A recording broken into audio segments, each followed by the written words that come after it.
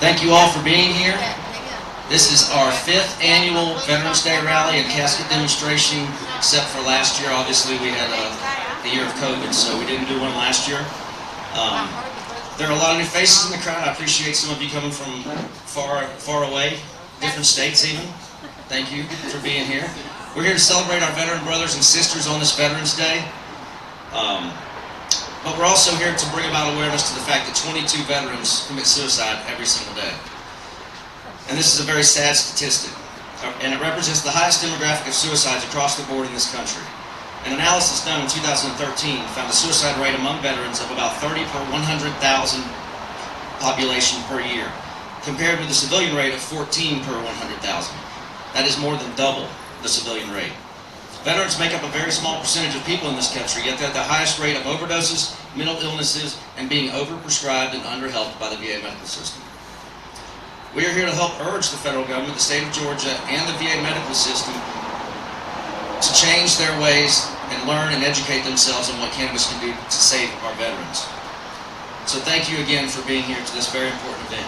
And I do want to thank all the partners that I have with One Plant and the donors that have been so gracious enough to donate their time and money to this cause. This all started with Veterans for Cannabis, as you can see behind me. Joshua Littrell is my brother in arms, and he started this back in 2016 with a casket demonstration, and we went inside the Gold Dome in the Rotunda and had media there and patients, and it was an amazing event, and it made me want to continue to do this. And every year since, we've done this right here at the Golden Drops Cafe, thanks to Victor Ramirez, my good buddy, the owner. So once again, if you're a veteran, drinks are on me. Help yourself. Just put it on the veteran tab. I also want to thank, obviously, Veterans for Cannabis, but I want to thank my buddy Lance Ziegler at Club 20 After. He's got the rolling papers back there. There are some products on that back table that you guys can help yourselves to. There's some CBD gum, the rolling papers, and some other stuff back there. Thank you to Dr. Felicia Dawson for her contribution to this event. She's a cannabis advocate, educator, and consultant, and you can find her at www.drfelicia.com. That's F-E-L-E-C-I-A. Thanks to Jessica Robinson and her husband Jay, who aren't here yet, but they're with the Trinity Hemp Company, and they'll be bringing some goodies for everybody to sample here in just a little bit. And also a huge thank you to the Georgia Hemp Company back there. You guys check them out. They have been a partner with me for the last few years. They've donated lots of products to our veterans. In years past, we've given away bags to veterans in attendance, and they've been awesome. And thank you for being here. And also Tiffany Turner, who made a donation, but she's not here today, but I did want to mention her. Thank you. Right now, I would like to take a moment just to remember our dear friend, Kelly Hammock. Kelly has been a part of this event since the beginning. He's always here with his smiling face and his camera, and all of the pictures that you see of the event on social media, most of those were taken by him over the years. And he is also a Army veteran and has been a part of this event forever. And so if you would, just take a moment with me and let's have a moment of silence.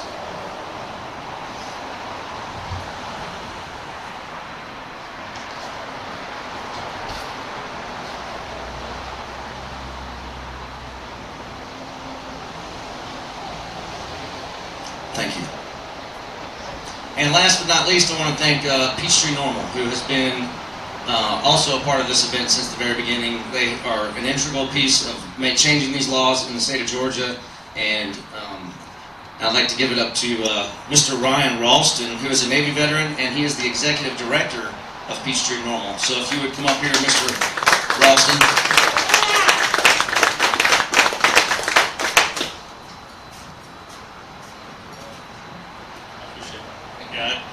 I kind of feel formal when I call him Mr. Russell. He's kind of back there blushing. So for those of you who don't know really about Peachtree Normal, so we are Georgia's statewide affiliate chapter for Normal, which is the national organization for the reform of marijuana. So we've been up and running as Peachtree Normal for over a decade now, and I have the privilege of currently serving as its executive director. I can't say enough good things about those who have come before us and who have opened the door for someone like myself to be here. I've worked behind the scenes within criminal justice reform now for almost a decade. And when I was approached about leading Peachtree Normal, I was actually humbled that someone like myself, who was kind of someone from the outside of the community, was welcomed in by my beautiful brothers and sisters and folks here today. So I really like to thank James for the opportunity to be here. And like he said, I am a veteran, so events like this are near and dear to my heart. I served in the Navy for 6 years.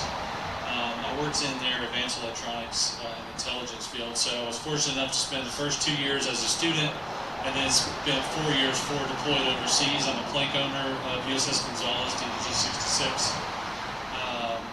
And the time that I was able to serve my country honorably, and my brothers and sisters that I'm still friends with today, is something that I'll forever cherish, and having that opportunity to do. So some of the things that I was able to see, some of the friendships that I was able to forge, have carried lifelong bonds.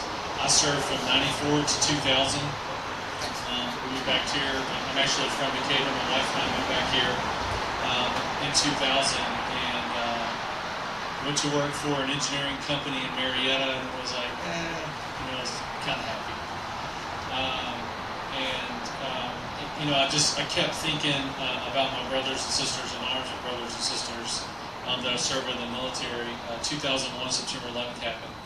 I was in Pennsylvania for work, and me and a couple of the co-workers, we were driving back home to Atlanta. Obviously, the airports were shut down, and for the first time in my life, I looked up into the sky, and there was not an airplane. There was nothing to see but the stars, and I was traveling through West Virginia. I looked up, and I knew from that point forward that my life was probably forever changed. I could just look up there in the absence of the airplanes in the sky, and I just knew. And so, thinking back on what I've been able to do to help my brothers and sisters who stayed on after me after I was discharged from the Navy, and who made a career of it, I still travel the country to visit them every chance I get. We had our 20-year commissioning reunion for Gonzales a couple of years ago. Drove up to Virginia. Was able to spend a day with some of the fellow plank owners, and it's like, even though we hadn't seen each other for 10 or 15 years, we immediately got together and barbecuing, having a good time, cutting up, and the camaraderie was there. It's like we hadn't even really stopped. And so that's what the message that I want to bring about today for our veterans is that, the camaraderie that I experience here, the camaraderie that I have within the cannabis community, those who are fighting so hard to end the tragedy that is prohibition here in Georgia against cannabis. A same esprit de corps is there.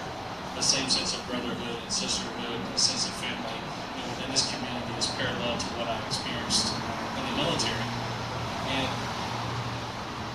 for example, and I know I don't know her, and I'm going to call her out. Corey Lowe. I've not met her in person. She and I are friends on Facebook, but I follow her daughter's story, and I follow what Calls for Princess has done. And I had to go back and kind of educate myself, because there is the legend of Corey Lowe around the cannabis community, so I had to figure out who she was. I befriended her on Facebook. And but anyways, to make a long story short, I had to go back and read about some of the things that she was doing on behalf of her daughter, and the fight that she brought to the Georgia legislature. I don't know if I could fill someone's shoes like that.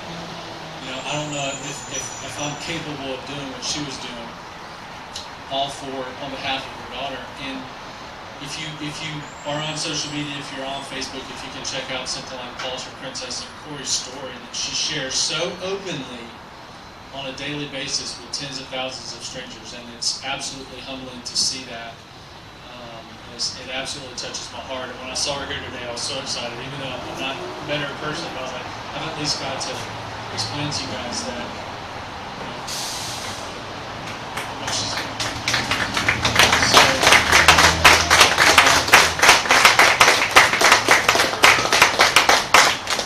So if y'all don't know, my friend Tom McCain kind of introduced me to Corey and her story. And so I really just wanted to call her out and put her on the spot and embarrass her this morning. But it's for mothers like her that we fight, and it's for her daughter that we continue to do these things. And I couldn't get through the morning, without saying thank you for what you've done. Decades before I got involved in this movement, there was Corey Lowe. So really, truly, she's. And so, back to the VA's issue. So I've been out of the military for 20 plus years, and my experience thus far that I've had with the VA has been not so promising. And so, to being able to draw attention to those who have been neglected by our own government for far too long. We all know the medicinal value of cannabis. It's me preaching to the choir if I said something to really speak upon that. But to have a core group of men and women who dedicate their lives to service to this country, not have access to cannabis and the benefits that it brings to the individual. I can go to the VA. I've got 4 herniated discs. I could go to the VA right now and they take an X-ray of the back, MRI, and without question, I could get all the Oxycontin, hydrocodone, any of the narcotics that I need because I say I'm in pain. They're going to give it to me, but I can't have a conversation with my doctor about cannabis. And you got to ask yourself why. If 22 veterans a day are choosing to take their own life, 22 veterans a day, and some of that is directly related back to the opioid crisis and the fact that these patients, they cannot have these conversations with their doctors lawfully, right, after serving their country, is abhorrent. And so we're going to continue to fight. Peach Normal is going to continue to fight until we can end prohibition against cannabis. No one should be caged for doing nothing more than possessing the leaves of a plant. To me, it's all medicinal. Right? No matter how you choose to take it, why you choose to take it, it's all medicinal. But to deny someone, to deny an individual, any individual, regardless of social stature, but to deny them that opportunity, to deny them that basic fundamental right to self-care is frustrating to see. It's frustrating to see. It's 2021. We have a better understanding of our own bodies. We have a better understanding of our own government, and yet we can't petition them to have these conversations. It wasn't 5 or 6 years ago if we knocked on someone's door and said, "Hey, we're with Peachtree Normal," the door would be shut in our face. And so right now, we're able to open those doors, and we're not faced with so much ridicule or self-judgment. It's the stigma. We've been beaten that down for over a decade here in Georgia, and so I think the time is right for us to reach out to our elected officials and say, "Hey, look, if you approach this the way we're looking at it holistically, if you approach this the way we're looking at it, it's not just a matter of saying, okay, we're going to decriminalize cannabis or we're going to legalize cannabis. You have to look at the big picture. You have to look at those who have been neglected for years and years and years. Groups like the veterans, groups like patients who are in long-term care facilities and hospice facilities who do not have access to this medicine. But my God, if they want a prescription for a narcotic, they can get it just by like that. And so these patients have been neglected. The veterans have been neglected. Those communities who have been the most harmed by prohibition against cannabis are the same ones who, year after year, time after time, draw attention to these issues with their elected officials, and they haven't fallen on deaf ears. And so I would just like for everyone to take a look around and where we're at today and what we have right now, the different walks of life. Right? And then you can look at the commonality that you see between all of us. You can look at, you can find the humanity in what we're trying to do. If you cannot walk away from this event today without being touched, without seeing the love, without understanding what we're trying to do, the days of us walking around with a free the weed posters and your stereotypical, stoners or whatever the case may be. They blazed that trail, and they opened the door for us, for the folks that are here today to do this. And I'm really proud to say that I've come behind some wonderful people, and I've inherited a fantastic organization. But really and truly, I'm more proud of the fact that I can look out here and have a room full of friends now, people that I can trust, people that I can talk to, and we're all here rallying for the cause. So I appreciate that. I appreciate James. And I appreciate your willingness to be here today and to really and truly turn it back over to what's most important, and that's the veterans. So, thank you so much. You guys have a great day. Thank you, Ron. Thanks a whole lot. That's why I leave it to the folks who can speak. Good job. Speaking of people who can speak, next up is the former gubernatorial candidate for the Libertarian Party here in Georgia. He's also a Navy veteran, Mr. Ted Metz. Thank you, James. And thank you, Aviva, for helping get this event kicked off all those years ago. Yes, my name is Ted Metz. Everybody knows me, right? Anybody here that doesn't know me knows me now. I served in the Navy from 1979 until 1986. I was an aviation fire control technician. If anyone knows what that is, that's the guy that tweaks all of the armament on the aircraft so that the pilot can deliver his weapons on target. So it was a very important job in my opinion. Anyway, I served, was not during wartime, which was kind of interesting. I got in like after Vietnam and before all of the stuff that happened in the Middle East. And do we have Middle East veterans here? Raise your hand if you served in Iraq, Iran, Afghanistan. And as everyone knows, the last time the United States actually declared war was World War II. And every war since then has just really been a gravy train for the military-industrial complex. And the people that have been sacrificed are all of the veterans. And if you're in the veteran healthcare system, I feel for you heavily. Because the veterans healthcare system basically is an arm of the pharmaceutical corporations pumping you full of drugs that do nothing more than make you zombies and slow death. So one of the things that I am a huge supporter of Peachtree NORML. I'm a huge supporter of Veterans for Cannabis. I think cannabis should be as free and unencumbered as tomatoes and cucumbers. I think people that don't use some sort of marijuana or cannabis in any form is depriving themselves of good health. Because the thing that the doctors are not taught in medical school is nutrition. They're not taught the endocannabinoid system. They're not taught a lot of things. In fact, they're like only a couple of steps beyond bloodletting and leeches. Let's be honest about that. And when you read articles about, oh, well, we can't use marijuana because it's not a traditional medicine, I just want to like gag, because it's been a traditional medicine for over 10,000 years that we can prove. So one thing that I think that we really need to understand here, that this is America. We are a constitutional republic. No matter how many legislators or candidates are saying, oh, we got a democracy, we got to protect our democracy, blah, blah, blah. That also makes me gag. Because it's not a democracy, it's a republic. It's a nation of laws.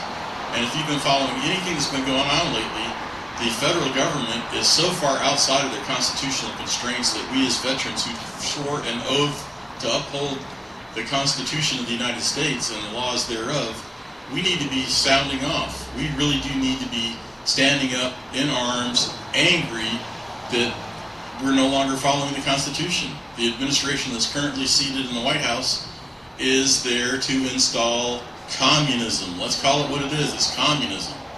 If you look around and see what the news media is doing to us and big tech is doing to us, it's all propaganda designed to brainwash us. We really are suffering something known as mass hypnosis. You can turn on any channel and they're reading out the same script. You hear it over and over again. Some BS that's not true.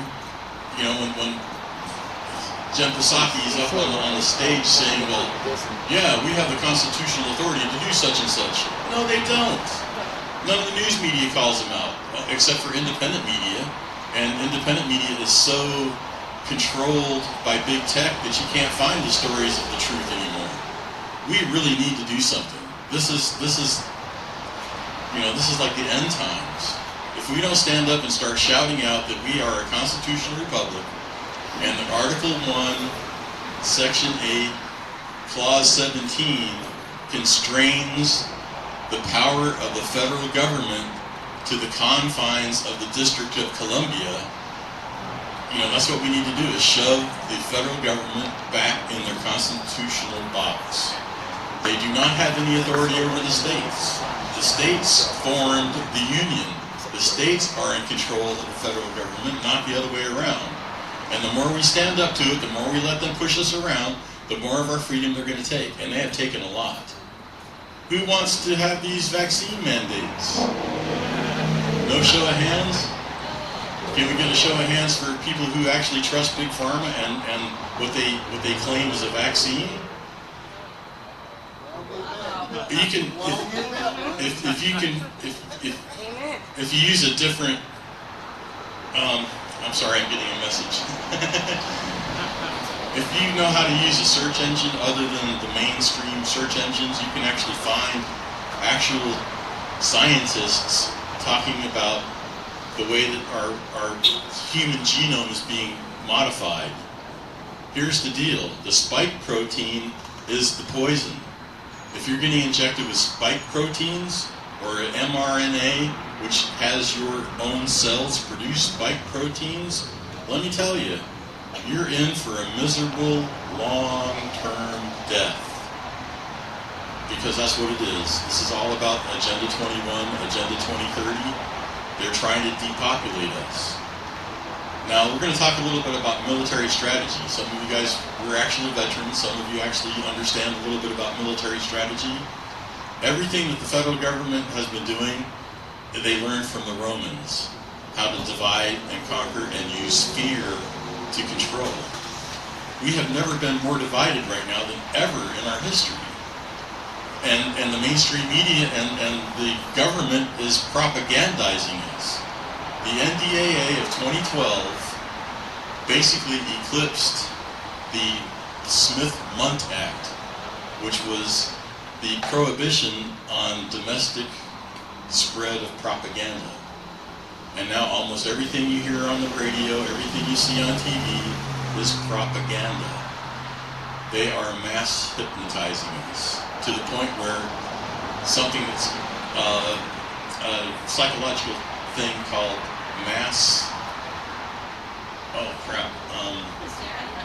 not mass hysteria, just mass formation.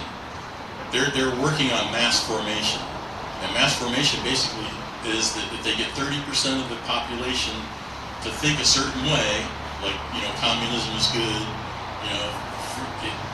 equity is equality of outcome, not equality of opportunity. Critical race theory, all this stuff is about getting 30% of the population fomented to believe a set of false beliefs. So once 30% believe all that, they have influence over the 40% who wants to just get along. The other 30% usually doesn't do anything at all except sit back and wait for things to happen. And you can see this in every election we've had in the last 20 years. 60% of the population votes, 30% for Team Red, 30% for Team Blue, 40% stay home. So if we can motivate the 40% to stay home and actually get candidates who understand the Constitution and want to defend the Constitution and uphold their oath of office, that's what we need. We need to stop choosing teams and start choosing men of character who actually want to be servants to the people. I hear people saying, oh, well, we need new leadership, we need new leaders. We don't need leaders, we need representatives. We need people up there who are not afraid to stand up for what people actually need, want, and under the constitutional authority that they have to govern properly. We don't have government. We have a gulag system now.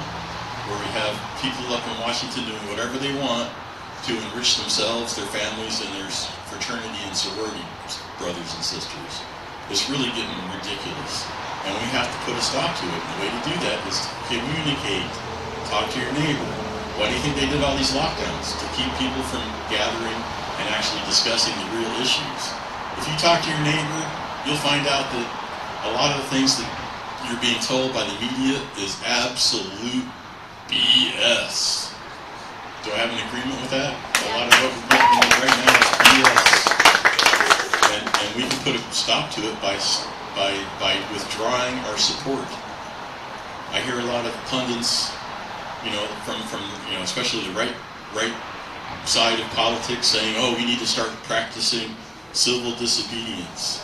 I got a word for you, obedience. Obedience is for slaves. They want a nation of slaves that are doing what they're told. We are not slaves. Instead of civil disobedience, what we need to do is start withdrawing our consent. The consent of the governed, right? We need to withdraw our consent and start practicing non-compliance. Peaceful non-compliance is what we need to be doing right now.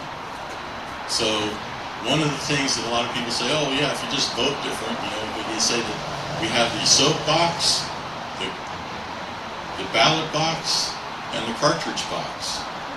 We're moving ever closer to the cartridge box because the ballot box doesn't seem to be working because of the electronic voting systems, which are manipulatable, hackable, and you don't really know how you voted. You don't know how your vote is being counted because your vote is not being counted. Your vote is maybe looks like it's on a piece of paper, it goes into the computer, then somebody with a thumb drive takes the thumb drive somewhere else. You have no idea what thumb drive they're actually loading to upload the information. And then the information has all kinds of ways to go in and manipulate the information, so you really don't know who voted. They've been doing this ever since we've had the Dominion direct recording machines in Georgia. The Diebold system. They replaced it with something that's even worse. Last September 2020, Judge Totenberg here in the Northern District of Georgia for the federal courts ruled that the electronic voting systems are not compliant with Georgia law and they are unconstitutional. But it was so close to the election we couldn't do anything about it. So for the last 7 years I've been at the legislature fighting for a fair, free, open, transparent voting system, which we still haven't got, but I'm still fighting for it. I'm actually running for Secretary of State of Georgia, and my campaign platform is paper ballots. You need hand-marked paper ballots because that way you actually have physical evidence, a chain of custody, physical evidence, and you have a lot less ability to manipulate the vote count. Because when it comes down to it, if you audit the electronic vote, which is what happens every time, oh yeah, we just recounted what was in the computer system and it came with the same numbers. That's not the way to do it, because you don't really know what the paper ballot, what the voter intent was. So that's where I'm at right now, is we're going to fight for actual transparent elections. And voter ID, anybody here opposed to voter ID? Over 70% of the Latino community favors voter ID. Over 75% of the black community favors voter ID. You got to have an ID to buy cigarettes, booze, or cough syrup. What's the big deal? Nobody can't get an ID. All this ACLU rhetoric that they talk about not being able to get an ID is nothing more than propaganda. We have so much propaganda everywhere. We need to end the propaganda. We need to have free and fair elections, and we need to have more people talking about the fact that we are a constitutional republic, and we need to get rid of the people who say one thing to get elected and do the opposite when they're in office. So that's about all I have to say for today. Thank you for your service. Thank you for being here. And good health and be well.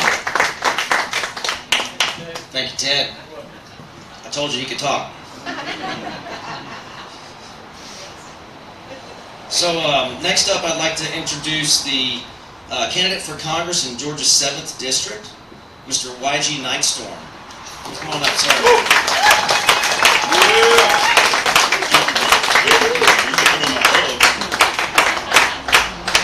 Good morning, everybody. Now, if you don't mind, honestly, every time before I speak, I like to pray. Is that all right? Okay, so can everyone please, if you can, please stand to your feet. Because we got to do this right. Is everybody ready? Let's bow our heads, please. Father God, we humbly come to your throne of grace and mercy. First, as always, saying thank you. Thank you for fellowship. But right now, Father, we are saying thank you for courage and understanding. For right now, we are in those dark days that you have told us about. This is not a stranger to the people of faith. We've been knowing this for decades, that these days would come. And you have fashioned your children to be ready to stand in these dark times and illuminate your light by speaking your word over this country.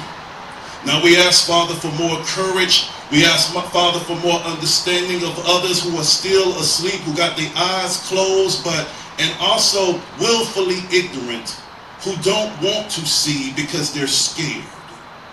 We ask for that courage so we can have them and help them get over that fear.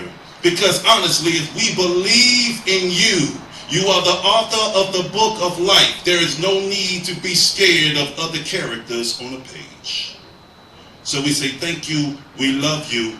Now let YG be quiet and let you speak to your people. And all of God's children said, amen. Okay, you can go ahead and take your seat. All right, so let's get this work. My name is YG Nightstorm, and I am running for Congress in the 7th District of Georgia. That is out in Forsyth County, Gwinnett County, as far as how the district lines are drawn right now. But that's not who I am, and that's not what I'm about today. I'm not about the politics today.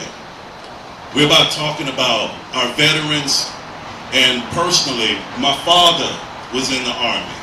My father served. My father passed away in 2007. Lord rest his soul. My youngest son, I'm a father of 7 adult children. Oldest is 33, youngest is 21, and please tell me I don't look old because my kids all say it because I lost my hair. But my youngest son was in the military. My younger brother was in the military. And also I have been able to work with a lot of military soldiers because I am in protective security.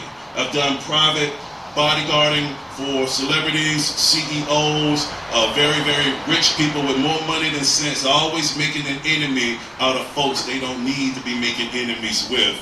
And they ain't shooting at those folks, they're normally shooting at me. So when I say I understand why some veterans need certain things. Now let's take you back to 1992, because in 1992 I was actually homeless and sleeping on the streets of Atlanta at 18 years old. And that was my first direct contact with a veteran. Now I consider it a shame because the first time I really met a veteran outside of my family, he was homeless just like me. A lot of our veterans come home after serving and are homeless. But you said an interesting number earlier, 22. 22 per day. Now let's add that up to 365. That's over 8,030 brave men and women who have sacrificed everything for this country. Then gone through hell and back, then seen hell and back, and come home and take their lives. Home is where they're supposed to feel safe. Home is where they're supposed to be able to get that help that they need. But unfortunately, the way how our current system is, it demonizes healthy alternatives to pharmaceuticals. Am I right or wrong? Now this touches me personally because those are big numbers, 8,030, but I'm concerned right now with one. I had a friend of mine who was in the personal protective business with me. We worked together for many years, and he was in special service, secret service, and all this other stuff he was doing in military around the world. And let's just say he went and served, and he came home and he was not okay. He was dealing with issues of seeing people literally beheaded in Iraq. He was dealing with seeing children being burned in their homes. He was seeing children and women and other people literally dead on the streets. These are some of the things that our soldiers see, and they are expected to come home and be reacclimated back into normal society as if nothing happened. Now, I'm going to be very real with you. Like I said, yeah, I'm running for Congress and all this stuff. Let's put this politics stuff aside and let's have a real conversation about us. Our soldiers need help. Period. Amen. And unfortunately, I don't care what mainstream media say, and I think it's a damn shame that no other candidates are out here to talk to you. Because it's one thing to be on the golf course and talking to rich people in the suburbs. It's another thing to be in these communities and talking to people and asking, what is going on? What do you need? Tell me what is happening. And then it's another thing to actually care. Now, getting back to my friend, he came home, and after seeing all these things, he said, YG, I don't think I'm okay. My doctor has me on all these prescription drugs and this side effect. I got to take this medicine to take care of this side effect, and I got to take this drug to take care of this side effect, and I got to take this drug to take care of this side effect. And what was happening is that he was becoming steadily more aggressive to the point where his wife and his children were in fear of being in the same home as him. Now, I'm a big dude. I'm 6'2", 280 pounds. He's a bigger man of 6'5", 340. Now imagine a 6'5", 340 man who has been trained to kill people at home, unstable with his family, because he's on this drug, this drug, this drug, this drug. A total of 6 prescription medications, and he was out of whack. So I will end this by saying, I got a phone call at 3 a.m. one night, and it was his wife saying, help. I said, I'm on the way. I went to go talk to him, and let's just say we tussled a little bit.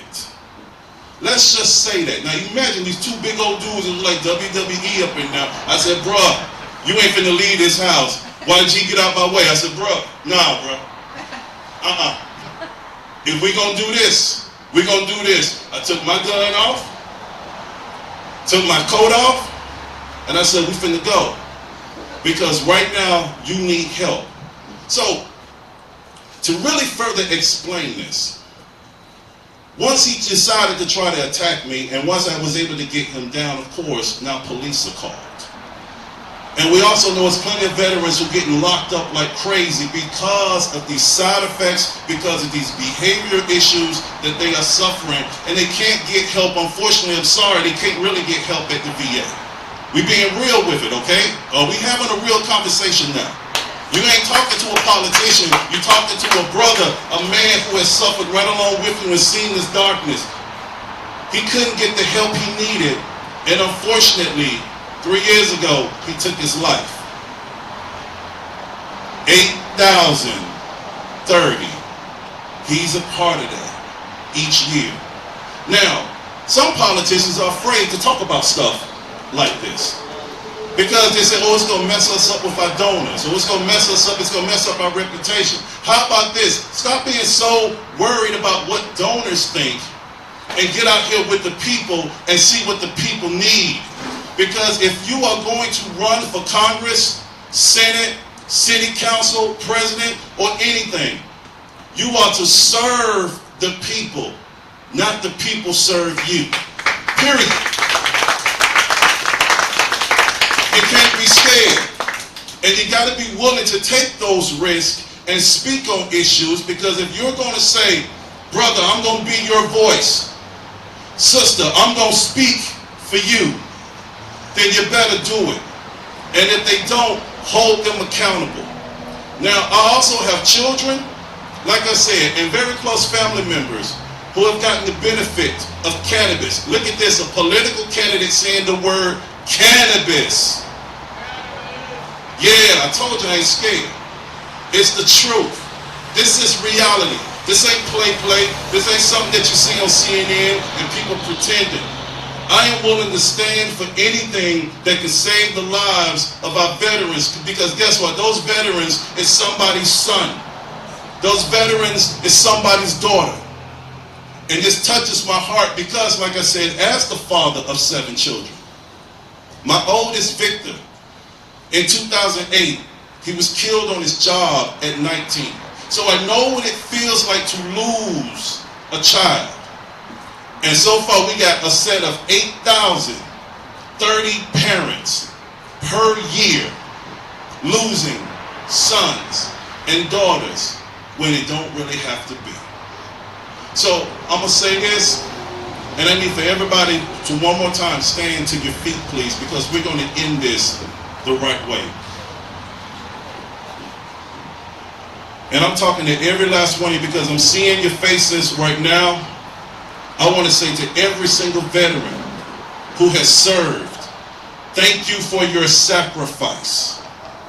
Thank you for your sacrifice of seeing the unimaginable and coming home and still maintaining a family.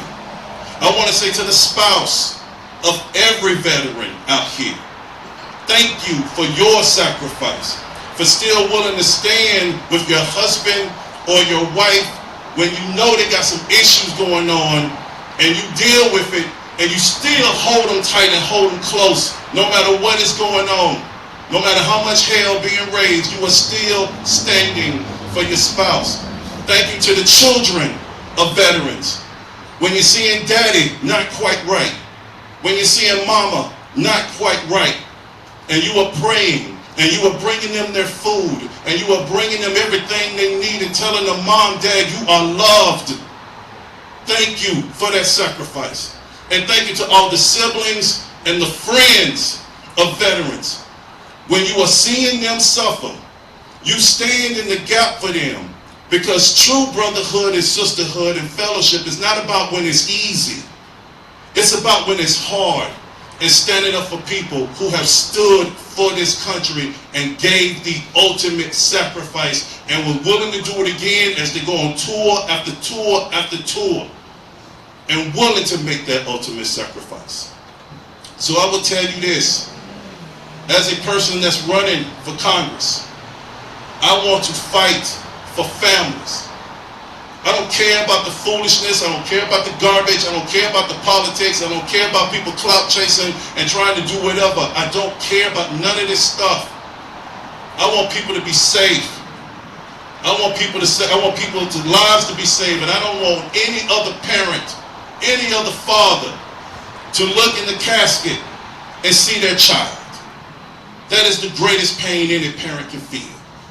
And that's why I fight. And that's why I ain't scared. And that's why I put God first to protect this country and to protect the ones who protect this country. Do you understand what I'm saying? Amen. So we're going to take this back to God. If you please bow your heads. Father, we coming back to your throne of grace and mercy. I know this may not have been the speech that some wanted to hear. But Father, it is what needed to be said. We need more people to stand up and fight for what's right, because, you, like I said, you brought us together, all of your children right now, in this very special time. And a lot of folks are scared and they've lost their hope, they've lost their faith because of fear and anxiety of being doxxed or being counseled or their business is destroyed. But we all know once you stand for God and this country, you will be attacked. You will lose things. You may lose money, and some of us may even lose our lives, but we know, Father, we have that faith. If we do, we wake up in paradise and all we want to hear is, well done, good and faithful servant. And we thank you, and we love you, and we appreciate you. Now before we say amen, open your eyes. Because when these attacks come, when, not if, when they come, this is your support system right here. You need to connect with the people that are here. Connect with other folks that love God in this country just as much as you. Because when it comes, You will be ready, and you will be victorious. Because like I said, this is not the time for fear. You need to pick up your faith and put down your fear. Because the fight right now is here. And we are on the right side. And if God has already told us these days will come, that he has already prepared us to stand our ground. I love you. I appreciate you. God bless you. Let's move forward in all peaceful ways. But let's continue to stay focused on doing what we need to do for our country, for our veterans, and for our families. My name is YG Nightstorm. If you want to get in touch with me, you go to YG, 2 letters, a Y and a G for Congress.com. I'll be more than happy to talk and give you my information. But I am so proud to stand with you today. God bless you and everybody you hold dear. God bless you. Thank you, YG, man. That was great. Appreciate it. So we're going to take just a minute or so break while the beautifully talented Aviva of Aviva and the Flying Penguins comes up and gets set up and play a little song for you. So if you got to go to the bathroom, do it now. And in this corner we have Aviva. And her flying ukulele.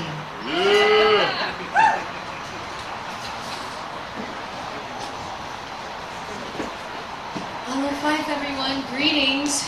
Olive Life is a word I made up. It means I live life as you live life. I honor your deepest creation in this life. And I encourage you to love yourself and be yourself for the highest good. I just want to start by thanking James and all the veterans and Golden Drops Cafe for having us here today. Alila, who might sing us a song later if I come up here again, and Victor and Juan. This is my home away from home. Yes? Someone lost an earring.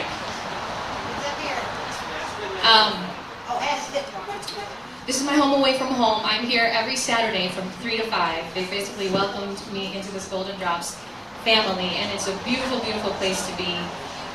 They care about people so much, and that's why they agreed to do this rally, and we are so lucky to be here today. So feel free to come back and support them every week. 1 second, my mic is closed.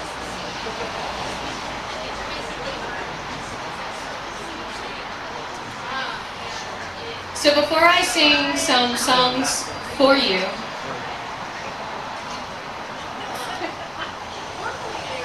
I'm going to take a sip of my green juice. Hold on.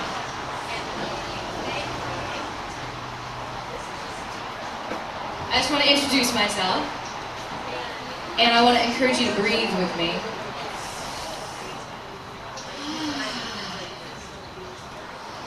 That's better than some drugs.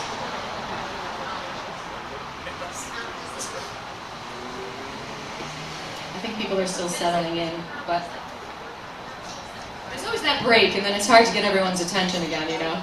Start singing, they'll check back. Everyone loves their freedom. There's a monopoly on our perception of reality. And I want to introduce myself. My name is Aviva Vuvuzela, and like James says, I have a band called Aviva and the Flying Penguins. And I realized when God gave me the gift of music when I was a little girl, that music cuts through the BS. And I'm not talking about what you think BS means. I'm talking about the belief systems. BS, the belief systems that we are all addicted to, in a sense. And so, there's a monopoly on the perception of our reality. And so I feel way more easily to communicate with people when I play music, because then I can cut through their BS. I can cut through their belief system. And so, I was just doing music, minding my own BS years ago, and I decided to start writing songs about cannabis about 20 years ago. And then I got pulled into politics, in a sense.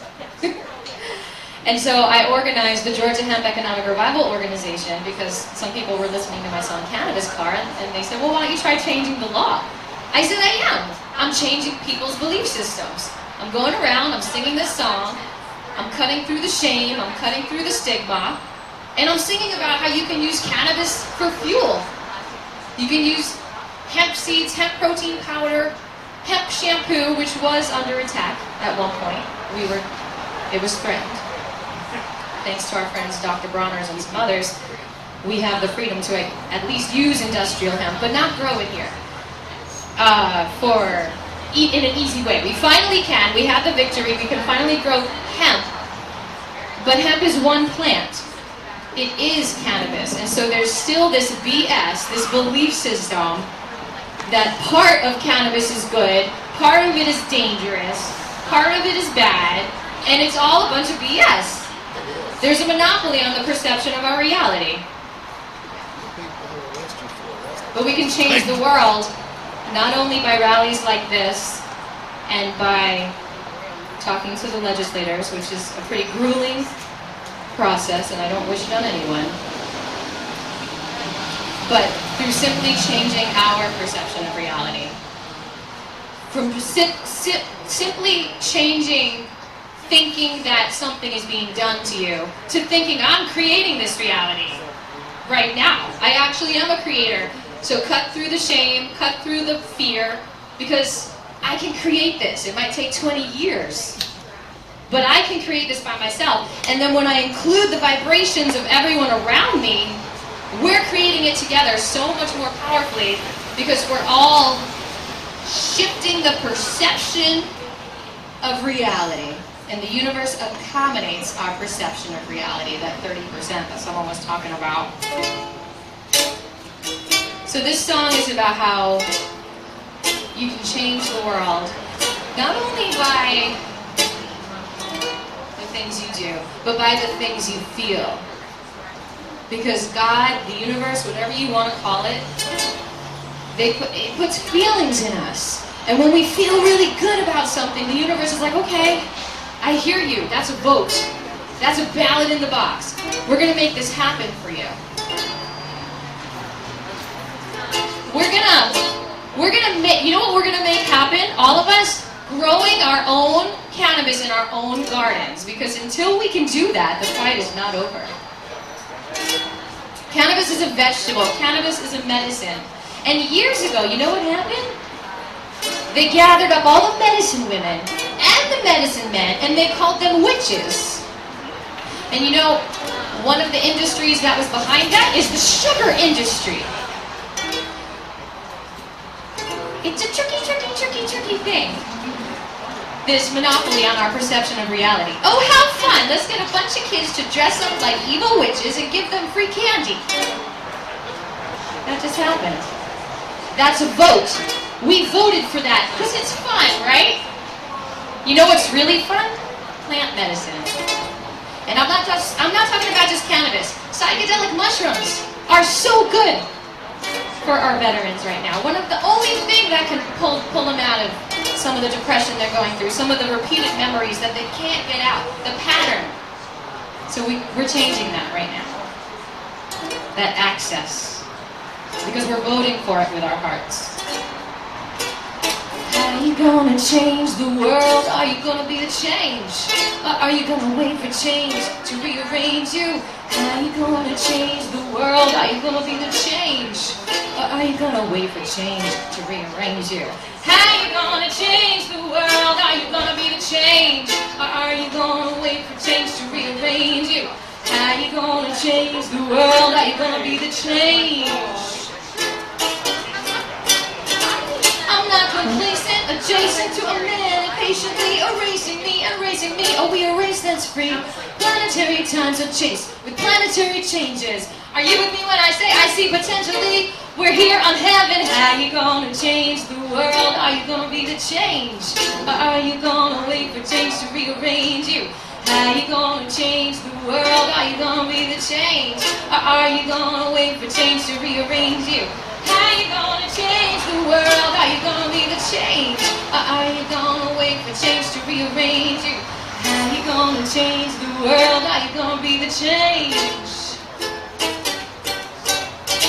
I'm feeling antsy. You glance at me, I trance away. Our grieving isn't meeting, it's just fearing what you'll take away. But I live life as you live life. I honor your deepest creation in this life, and I encourage you to love yourself and be yourself for the highest good. I'll five, how are you gonna change the world? Are you gonna be the change? How are you gonna change the world? Are you gonna be the change? Or are you gonna wait for change to rearrange you? How are you gonna change the world? Are you gonna be the change? Or are you gonna wait for change to rearrange you? How are you gonna change the world? Are you gonna be the change?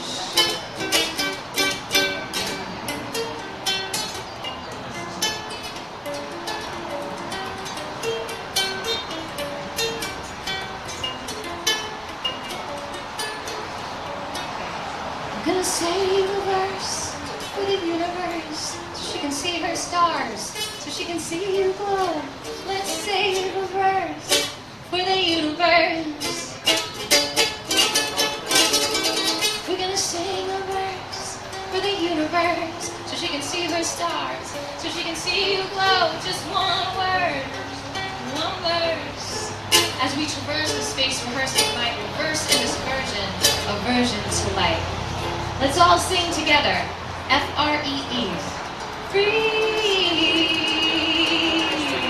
Don't be scared of your voice sounding weird. Free. Feel it vibrate in every cell of your body. The word. Free.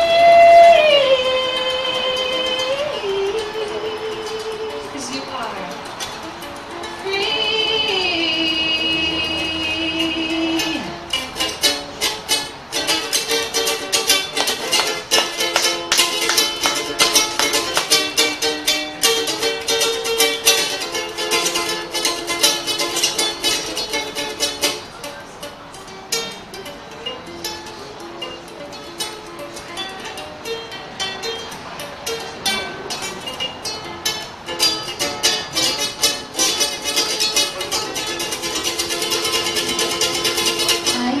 Change the world? Are you gonna be the change, or are you gonna wait for change to rearrange you? How you gonna change the world? Are you gonna be the change, or are you gonna wait for change to rearrange you?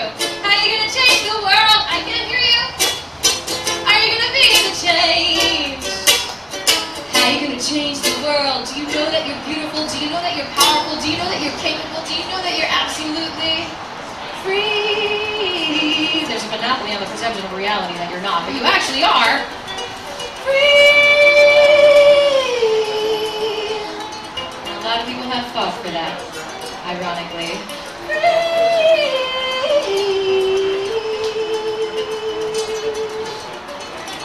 Free.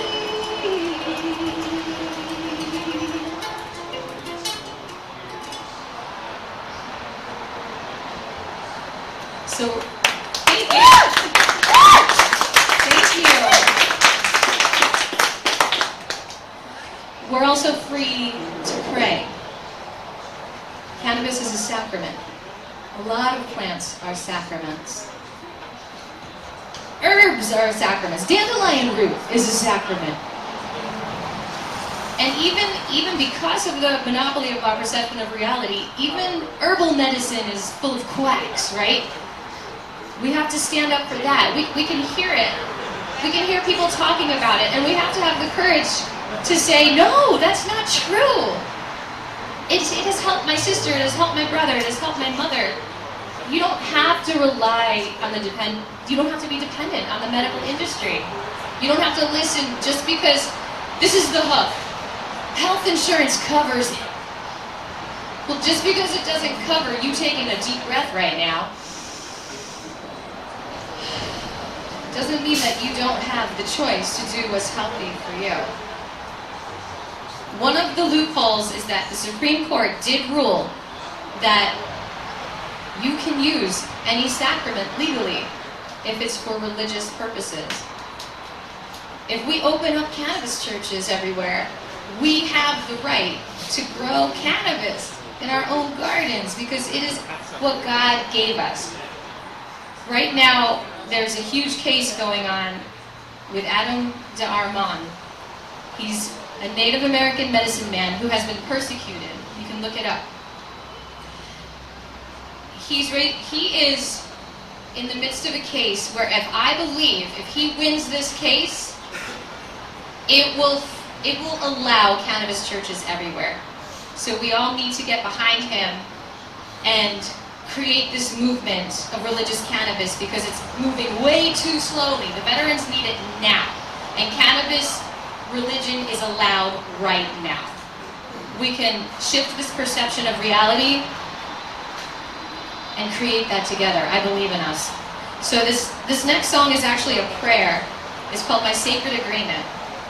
Because we make agreements, like I said, with our feelings, with our thoughts, and with our actions. So sometimes we need to take a step back and actually verbalize those agreements out loud because so much, we've been stimulated so much by all of these other agreements that it's hard to cut through the BS.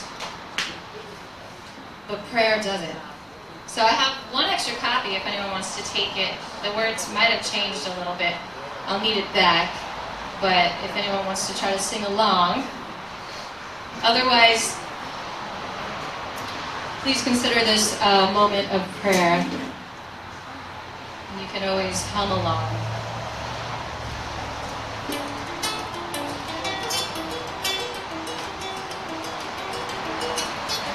Because to be honest, I have felt a lot of shame just singing about cannabis fuel. Because of the perception of reality that I'm a weirdo. I must be a pothead. And I don't even smoke that much.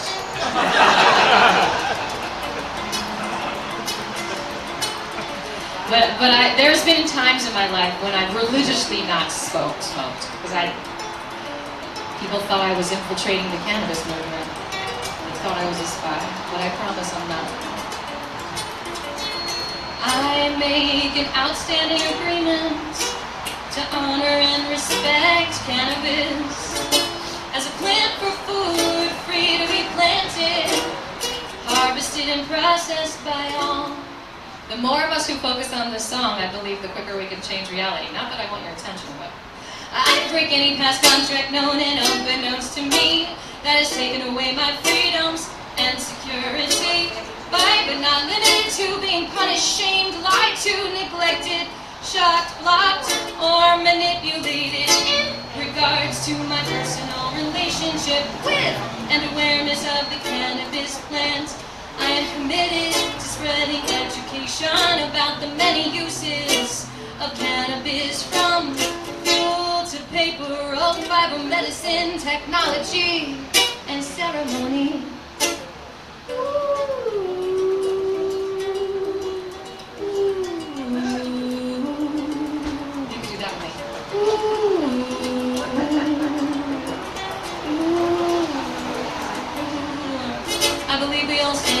Together to reveal the truth about cannabis and help each other heal. The great deception, lies, punishment and withholding of information that has affected the quality of our health and prosperity, relationships, communications and camaraderie. My healthy, prosperous life deserves honor and devotion, and I honor my life. And it is my choice to use cannabis if it can contribute to and sustain this.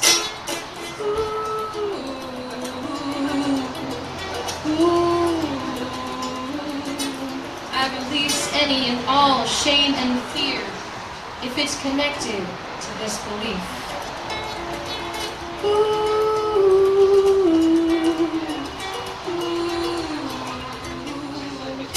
I agree to honor my beliefs and acknowledge new agreements for the support and protection of our basic human rights.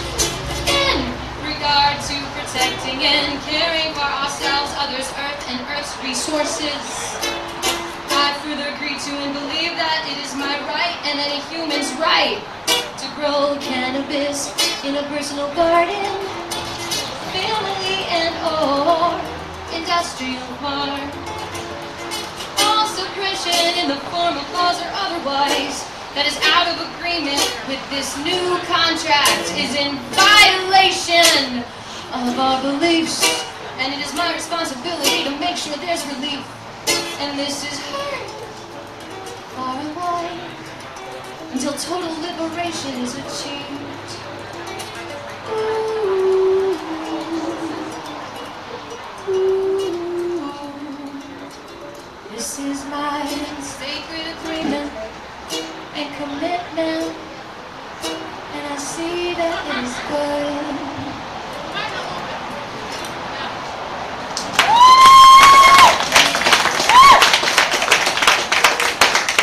Thank you so much. I have one more song.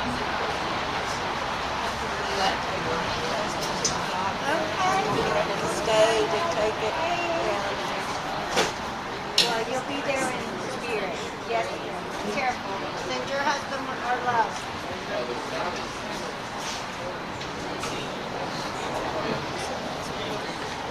All right, this is my last song.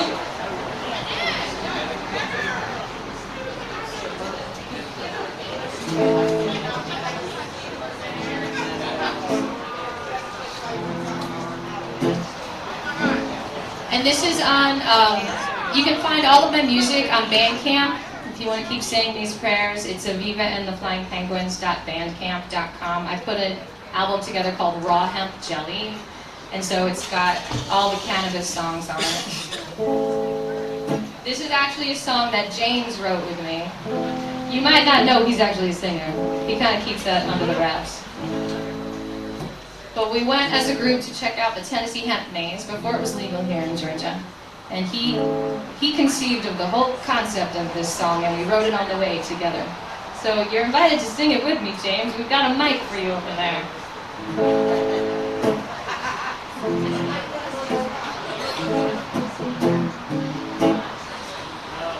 Lost in this maze of existence,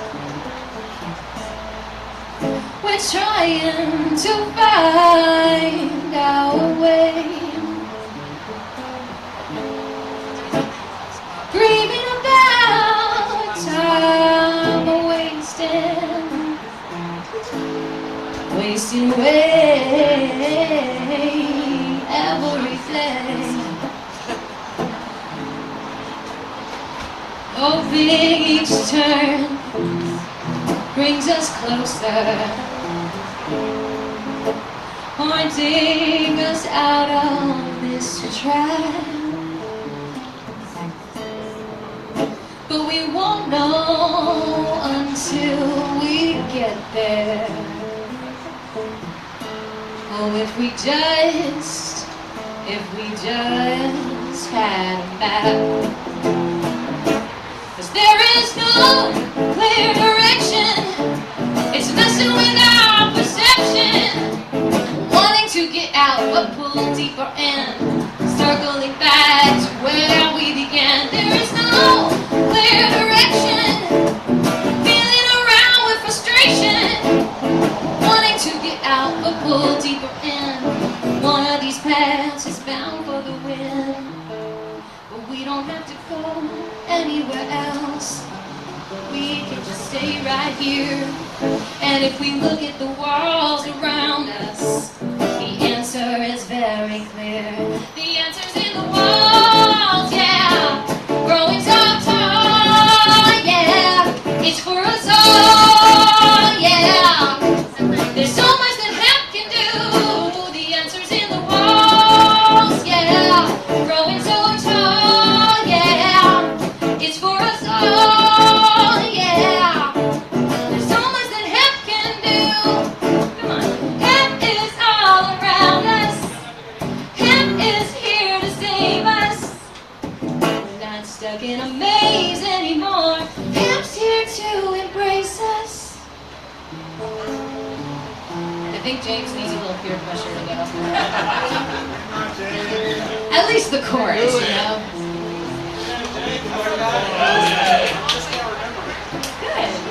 Just in front of our foggy eyes, There's lots of vape, lots of hot air filled with lies. If we're looking around, but so narrow, and like a sparrow, we can fly up high and realize what's in front of our face is not only just this rat race, but if we change the way we look at what we see, it's no longer a maze, but amazingly a plant that sets us free and changes our perception of reality. Because there is no clear direction, that's right. Feeling around with frustration, wanting to get out the pull deeper in. One of these paths is bound for the wind. There is no clear direction, messing with my perception, wanting to get out the pull deeper in, circling back to where we began. But we don't have to go anywhere else. We can just stay right here. And if we look at the walls around us, the answer is very clear. Come on, James, the answer's in the walls. Yeah, microphone. Wake the portal. Yeah, it's for us all next year. Yeah, there's so much that hemp can do. The answer's in the walls. Yeah, growing so tall. Yeah, it's for us all. Yeah, there's so much that we can do. 'Cause hemp is all around us. Hemp is here to save us. We're not stuck in a maze anymore. Hemp's here to amaze us.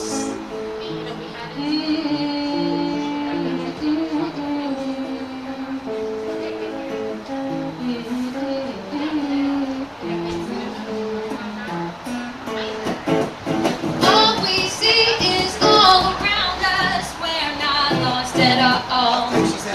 Hemp is here, we love cannabis industrial. Yeah. All we see is all around us. We're not lost at all.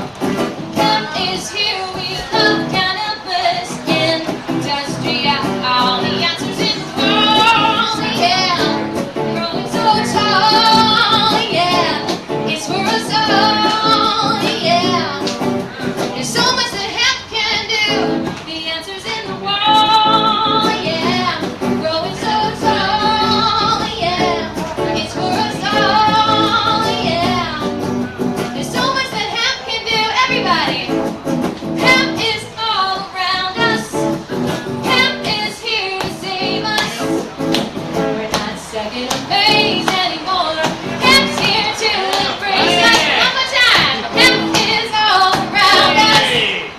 Hemp is here to save us. Sounding good. We're not stuck in a maze anymore. Hemp's here to embrace us.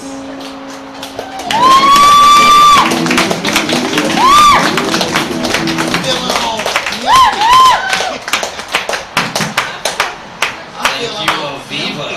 Thank you to all the veterans here for your service and for the sacrifice you've made to your lives and the lives of your family just in your service. My name is Fred Swan. I am running to be Georgia's next Agriculture Commissioner. And that right there, cannabis. Cannabis! It's such an issue that's, I don't know how to say it. Basically, it divides people, but it also unites us across these political boundaries. I mean, James and I, we work together on cannabis. Ted and I were from different parties, but we're friends, and we definitely agree, at least on this. We disagree on many other things. On cannabis, we agree. There was a Republican candidate here. I'm running as a Democrat. And this is an area where we can actually have some bipartisan, post-partisan agreement across the board is on cannabis. And that's what I'm fighting for. One of the things in my campaign that I talk about all the time is that the issues in the Department of Agriculture are not left and right, they're right and wrong. Amen. Because let's put it this way, everybody needs to eat, everybody needs clothes that they wear. Agriculture is Georgia's #1 industry. So you tell me why Georgia's #1 industry cannot also be responsible for providing medicine to our communities, providing food to our communities, providing clothes to our community, for providing paper to our community. One of the things that I talk about as Democrat is, how many ways in which agriculture touches so many of the things that my party cares about. But let's talk about healthcare. Cannabis is healthcare. So that's why we should be growing it more. We should be growing marijuana and hemp. Those are, yes, legal distinctions and not real distinctions. Because it's all one plant. But we should be growing more hemp, especially because hemp does so many other things. It creates fuel, as Aviva loves to talk about. It creates paper. It creates hemp and clothing. So we're not growing so much cotton. But it's also great for the environment because it's a carbon sequester. Especially if you use hemp for building material, then it's going to suck all that carbon out of the air, and then it's going to store it in that building material for maybe 50 years. So then you are helping reverse greenhouse gas emissions, climate change just by growing your own medicine, growing your own food, growing your own clothes. But also, it's a really great what they call phytoremediator. And all that means is a plant that heals soil. And that's what it does. It can actually pull heavy metals and toxins out of the soil. They're actually testing it right now to see if they can actually use it to clean up these Superfund sites because it can pull out heavy metals like copper and cadmium and a few other things and store it in the leaves. Now, obviously, you can't eat it, you can't wear it, but maybe we can use that for building materials. Maybe we can use that for paper, especially wrapping paper. We're approaching the holiday season, so why can't we wrap our gifts in biodegradable, renewable hemp wrapping paper? And in Georgia, why aren't we processing more hemp? The reason is because the laws here in Georgia are so restrictive. And I've been lobbying for a long time, ever since the 2018 Farm Act was passed in Congress and descheduled hemp and sent it down to the states. Well, each state's supposed to create their own regulatory regime.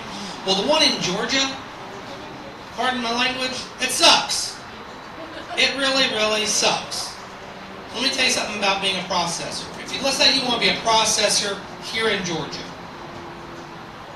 You have to pay a $25,000 per year permit fee in order to be a processor. Aviva did an interview with the Florida director of Cannabis. And when she told her that, she was like, how can anybody stay in business? And I'm like, yeah, guess what? We only have 9 processors in the entire state. And it's not because they're necessarily walling people off and saying you're not allowed to.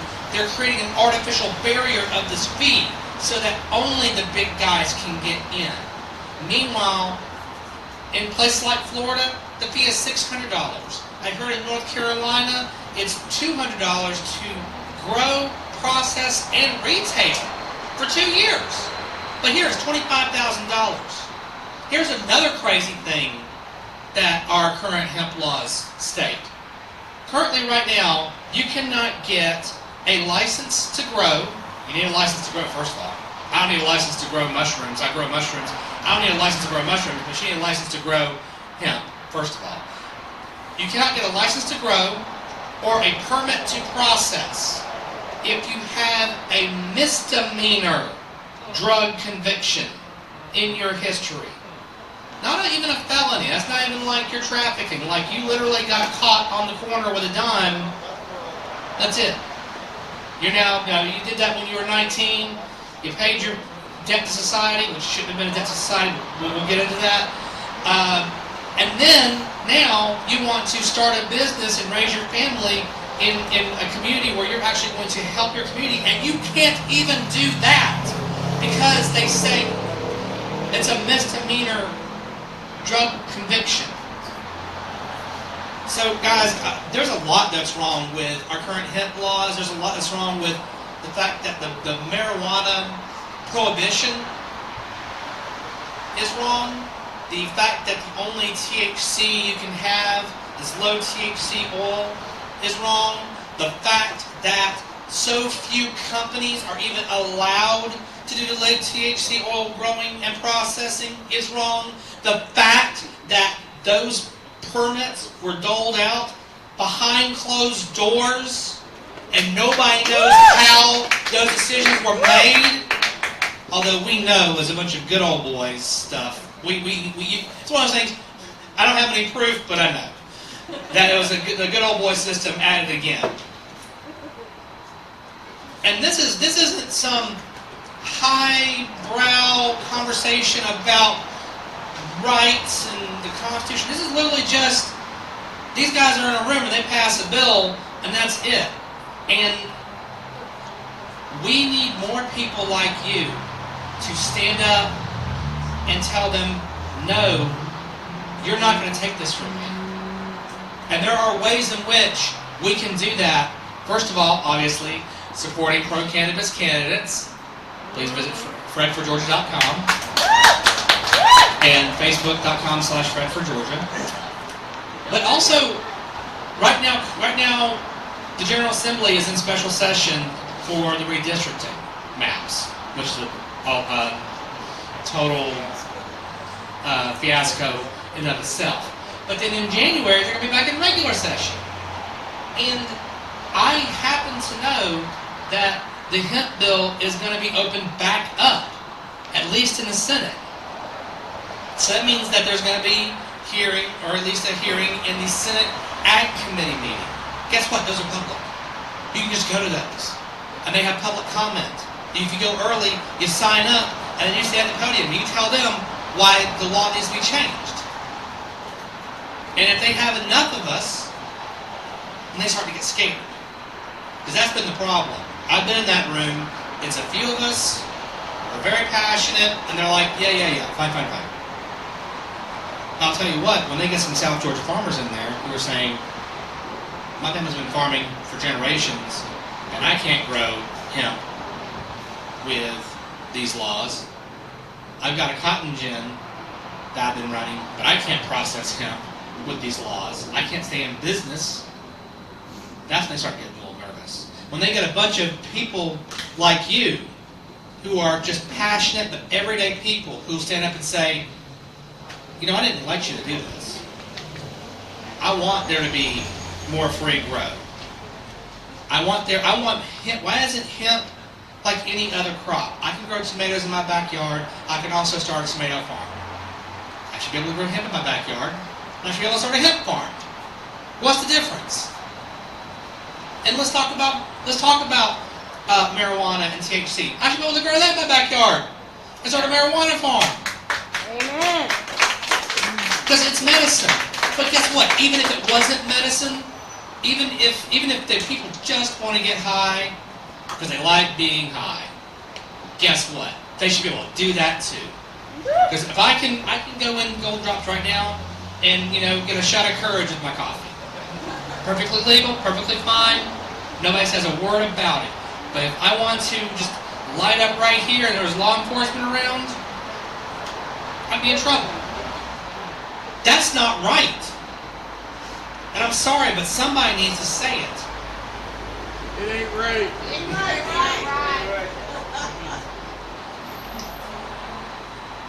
We can change the laws if we organize and if we work together and if we start telling our friends that we are passionate about this, and tell them why, and give them good reason why. It is about healthcare. It is about being able to have a better environment. It is about self-determination for communities, especially communities in South Georgia, where they could be growing tons of cannabis and using that as a cash crop to revitalize communities where there's currently a rural brain drain. We could actually use this crop to revitalize rural communities. We could see a rural renaissance, and it could start with cannabis. If we'll just get out of the way and get. I bet said, look, you know what? This get government out of the way, right? And this is from a Democrat. I'm saying this is a place where we can have common ground on this issue. There is no reason for political differences to divide us. Now, this is a political issue. You've got to make laws about it. And honestly, when you've got the pharmaceutical industry padding folks' wallets, when you've got, honestly, the alcohol industry padding people's wallets because they don't want to compete with different intoxicants, Private prisons. when you've got the private prison complex padding people's wallets because they want to send more people to jail, Yes. that's part of the reason why the misdemeanor is there. Yeah. When you've got all of these people padding all of these pockets, suddenly the interests of us gets drowned out. And that's why we have to keep telling our truth. Because honestly, I was talking with a hemp farmer in Colquitt County. And you know, I'm glad. Great, hemp farmer in Colquitt County. That's what we need more of. And she's telling me what a hard time the community is giving her over her hemp plant because they're so worried about the green scare and whatnot. Which means we've got to start changing hearts and minds, not just at the Capitol and not just at the ballot box, but also, just like Aviva pointed out, with each other. And start making people to understand that this is just another plant. But part of that is going to be, again, all of us individually reaching out and having different conversations with people who may not want to hear it. And that's the sad fact of it. But we can have the courage where we work with each other. We prop up those businesses that are using cannabis to help their communities and save lives and save the planet. We can prop up those political candidates who have the courage to stand up and say no to the prohibition when in some areas it's going to be very unpopular for them. And we can have the courage to reach out to our friends and family and neighbors and tell them we need change, we need it now, and we no longer have the luxury of waiting. I know you guys have been listening to a lot of speeches today, and I do want to talk a little bit about veterans before I go.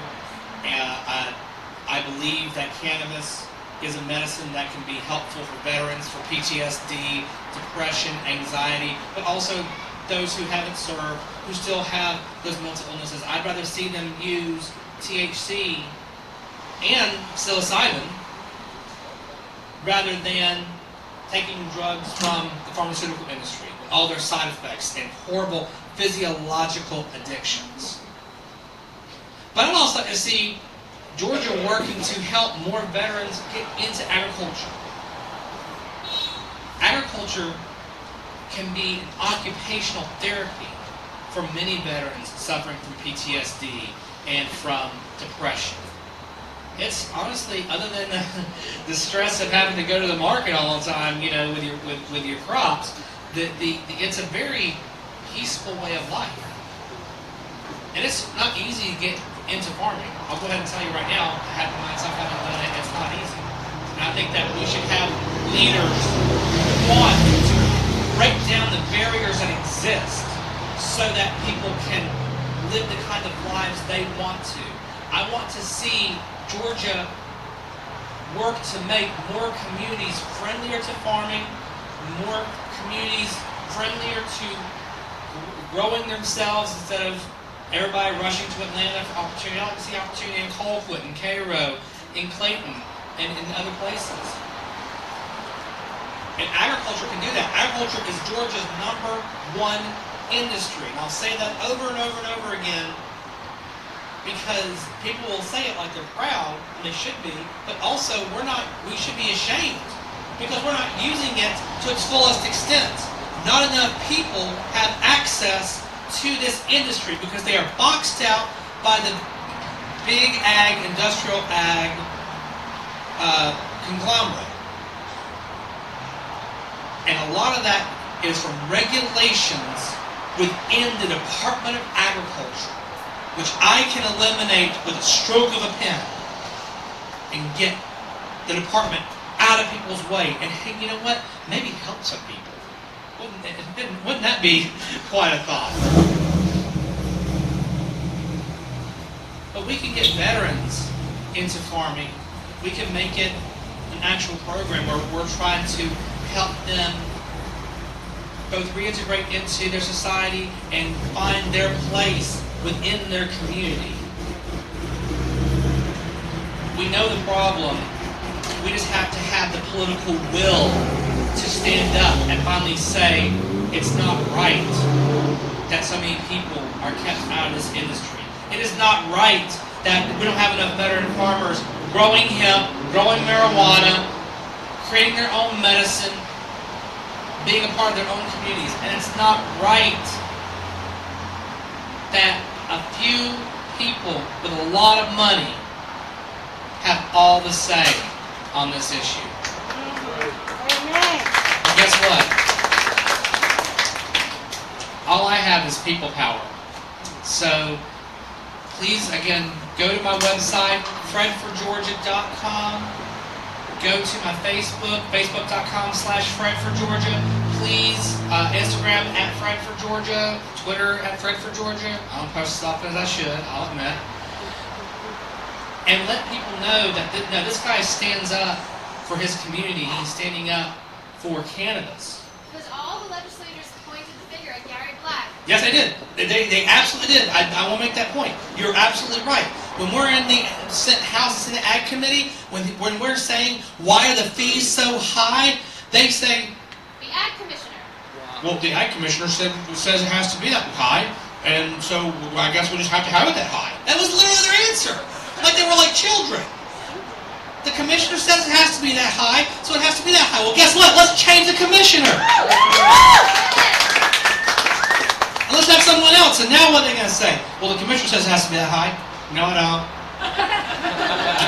No, I don't. We can lower it.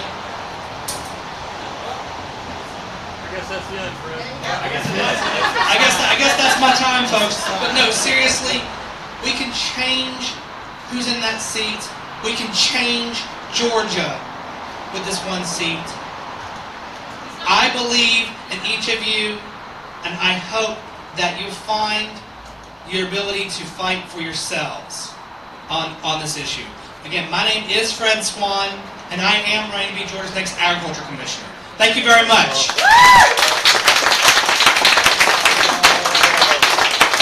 Thank you, Fred. Good luck in your race. All right, we got 2 more speakers, guys, so bear with me. I see we have some folks that made it in here recently. Welcome. Thank you, Trinity Hemp Company. Thank you for being here. Okay, up next, we've got a guest speaker that actually came in from out of state. He drove all the way here from South Carolina. He is a U.S. Army veteran with over 40 years of military service, a registered nurse for 28 years, Board of Directors, South Carolina Compassionate Care Alliance, and the Board of Directors for the American Cannabis Nurses Association, Mr. Mike Harvey.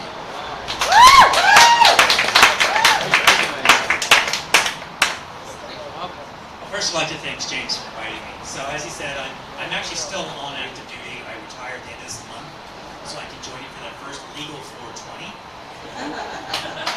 Just a little about me, so before I read this short letter.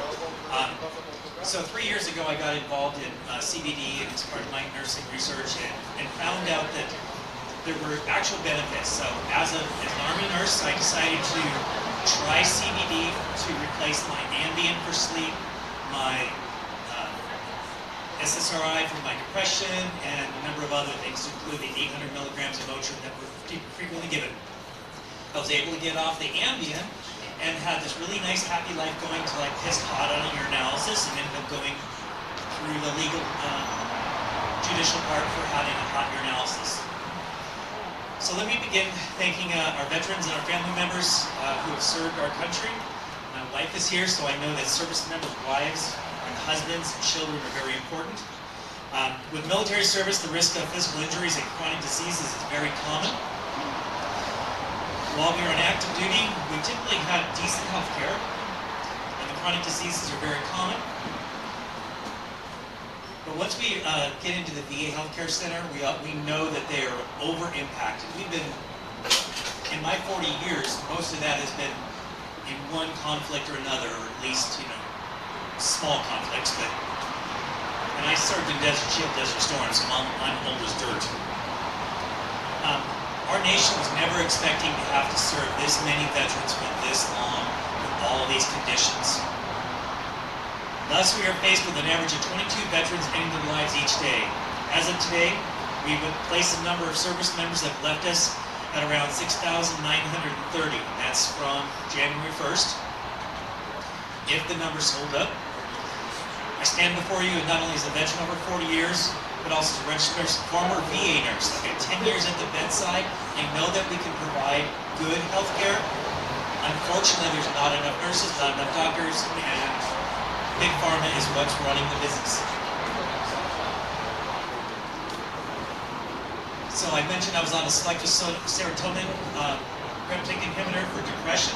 So people that are on the SSRIs end up having more side effects based on that medication. A lot of men have problems with the ability to perform in bed because of taking the SSRIs. And most of us men don't like that. So thank God we have pot, because pot does help that. I don't know that yet. I'll let you know in 17 days. Interesting enough that we've had SSRIs for 30, 40 years, but there's not been any new SSRIs developed in the last 20 years. The FDA only has 2 FDA-approved selective serotonin reuptake inhibitors. So they have these drugs that are not effective, and they're afraid to actually go any further and try cannabis. Veterans are not to be considered a research project. As a veteran, I'm well aware that we have other treatment options, such as cannabis. It's not like cannabis is a new drug without any research behind its use. The Department of Defense utilized our service members as test subjects from the years 1950 to 1975 to determine the safety and treatment of multiple drugs and chemicals during the Edgewood Aberdeen experiments. I had never heard of these experiments until I went onto the VA government page, and they actually talk about how to get your ratings if you were in this group of people. So they used approximately 6,720 service members to test more than 250 chemicals. This is your Agent Orange and your nerve agents and all that good stuff. But interestingly enough, out of this 6,720 service members and the 250 chemicals, cannabinoids, THC, was one of the things that they tested. So if it's so bad, why are we using it to test to find out if it's going to benefit our soldiers in combat? So at the end of this, and to this day, there has been no long-lasting effects from any of the cannabinoids that were given to those patients from the 50s to 75.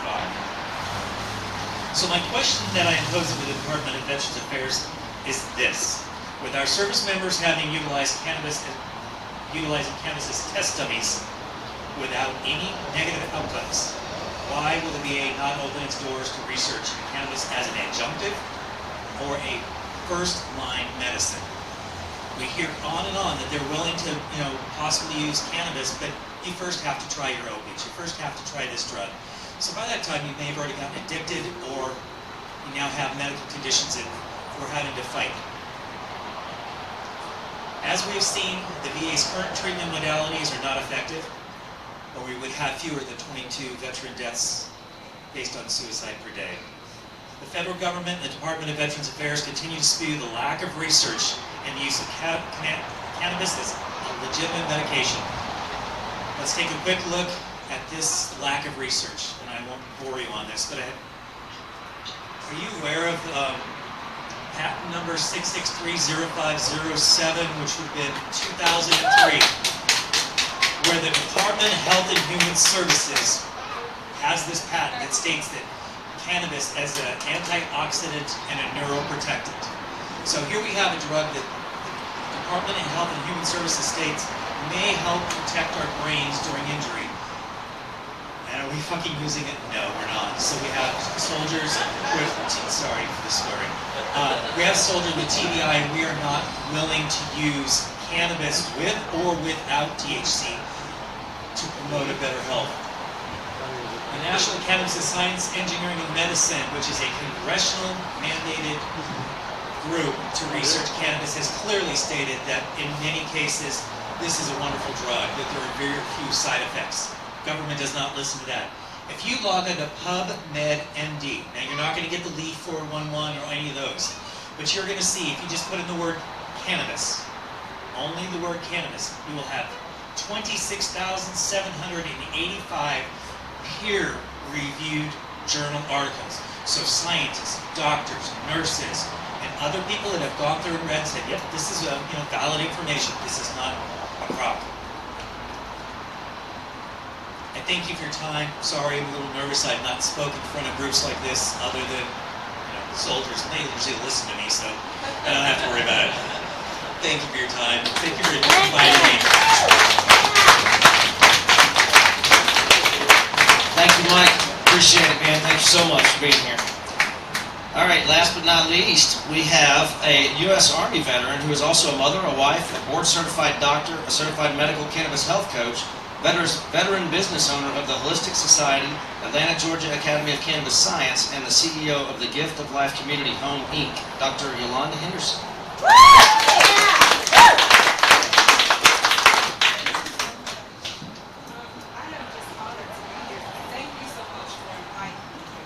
I'm honored to be here before y'all. I don't want to hold you all long, but I do have a lot to say and just need a little time, so I may speak a little fast. So, as he said, I am a doctor. I'm a medical cannabis health coach, so that is something new that we just opened up at the Atlanta, Georgia Academy of Cannabis Science in alliance with the Gift of Life Community Home. The Gift of Life Community Home has taken over the educational piece because, of course, the Atlanta Academy of Cannabis Science, because cannabis is in the name, we can't get business loans. We can't get any of the services that we, as a business, if you go through SBA for business and finance, you know that there's a way that, businesses thrive, right? So we were unable to do the bonding for the educational piece. So what we did was we got smart. We thought about opening up our nonprofit, which was already in existence. We had opened up in 2008. So we are in alliance. If you all can go to our website, that would be great, thegiftoflifecommunityhome.org. In the communities, we help veterans. We help all people, actually. And I'm standing before you all today because I came to Georgia about 3 years ago. 3 years ago, my daughter, 4 years ago, I had my child, and I had a brain injury. This is after I got out of the military. I actually joined during Iraqi freedom. I'm a wartime veteran that actually signed up. I said, okay, here I am. And you know why I did that? Because 9/11 had just happened. 9/11 was when we were told and we we witnessed Twin Towers going down, right? And the people that they say were responsible, we had to get those people back, right? And I was the one that in my family that said, you know what, I want to go, I'm patriotic, I believe that we should fight for our country and for those who lost their lives, right? So that's what I did as a citizen. I believe that was the best thing to do, and I will never take back my choice. That was my choice. And long story short, I got MS. There was a lot of people who got MS. There was a lot of things that were done. I don't want to get into too much details. I actually found out here recently, well, about 2 years ago, that I have a chemical allergy. And I was in a chemical brigade. I was a 88 Mike. That my job was to go frontline infantry to get supplies to the front line of the war. So I signed up for this. Yes, I did. But long story short, I agreed to it. I did it, and that's what I have done. But I got in this, and I was discharged because guess what? I was no service to the country that I believed that I could do. And that gave me a bit of anxiety. It gave me a bit of defeat and depression. And I suffered from that as well as being told I would never have kids again, being told that I would never walk again. I was wheelchair bound, taking about 20 pills a day for every symptom that I had. From not being able to urinate or not holding my urination, not being able to hold my bowels, not being able to, I had, I can just name about 20 different symptoms that I had. So, getting out and being told that, it was nothing really that they could do, go and wait and take a number like I did in the military and wait. And I waited, and I waited, and I waited, and eventually I was able to be seen at the VA. So my daughter was born, fast forward, 4 years ago. My daughter was born with epilepsy, seizures. So she was diagnosed to be epileptic, and I rolled her into our state capitol because there was a bill on the line. It was House Bill 324, and if you all remember her, she was a little baby. She was pushed in a stroller, and she was, just getting a chance to get CBD oil because of this state here in Georgia. We migrated from Texas. Texas did not have the governmental laws the way Georgia has. So I was thankful for Georgia. I said Georgia is our new home. And plus my husband had gotten his job transferred. So it all worked out. Nevertheless, myself, my daughter, my family, my husband is the reason why I'm here today. And I'm able to talk with you all, not have anxiety, not have the symptoms that I had with the MS, over 30 lesions in my brain and spinal cord. And I'm a naturopathic doctor because natural treatments includes cannabis. I was a nurse. I was going to school. That's why I joined the military. I needed the money to get through nursing school. That was my lifelong goal, was to go to nursing school. So I just wanted you all to know that I want to be able to help veterans and give them a choice and an option, and I believe that they need that. They taught us the Army core values, to never accept defeat, to serve the people of the United States of America, and to be a member of a team, okay? Those are the soldiers' creeds. Those are the values that I remember, that I stand for today, and that's why we're all here, because we have a service to this country that they can't take away from me. I want to be able to help educate. Education is the key because we perish for the lack of knowledge. And all of the information, all of the things that are here that they tell us or don't tell us is what we're discovering. The endocannabinoid system. Mr. Metz talked about that earlier. They don't go to school and learn the endocannabinoid system. There's something in the AMA, I just called you out, that does not allow certain types of, situations where we're to be taught about different things that are nutritious for us. The reason why blood pressure and heart disease is the #1 killer. The reason why stressors exist in the world. So I decided to do a holistic way of life. And I believe that every veteran should have that option, whether you're 1%, 0%, or 100%. Whether you serve 1 minute and signed your name to serving 20 to 30, 40 years and you actually retire. I believe that everyone, including children, should have safe access to tested cannabis. Safe cannabis, that we're not wondering where the black market got this cannabis from. Okay, and if it's real cannabis or is it laced with fentanyl or if it's got whatever in it, and the reasons why, we're not told that the medicines that we're going to be holding in a few seconds have all of these bad side effects that are killing us. Liver damage. You know how many people I had to help? I helped reverse liver damage without liver surgery, without having a transplant. And I'm wanting to let you all know that there are options. There is a way of life to be able to reverse these things. Now, they're not going to tell us this. They didn't tell us this in nursing school. And it's ready to spike protein everyone. And exactly, and I don't want to even get into the injections, but I will tell you, I have an injection allergy. I have a chemical allergy. If you don't know if you have a chemical or injection allergy and you go out and you're taking injections and they never ever found out that you have these types of things, then you're doing injustice to your body and to your own health. I myself personally found out, again, 3 years ago, I have a machine that I got in naturopathic school that actually does a holistic body scan. It's called the BioQuantum, an analyzer. And what we do is we analyze a person's body from head to toe, and it makes recommendations based upon your body versus nutrition. It helps you know your vitamin deficiencies. It helps you to know, because every mineral, every supplement, everything on earth is provided for us for a reason. It just wasn't put here. It was here for a reason. Cannabis is here for a reason. Okay?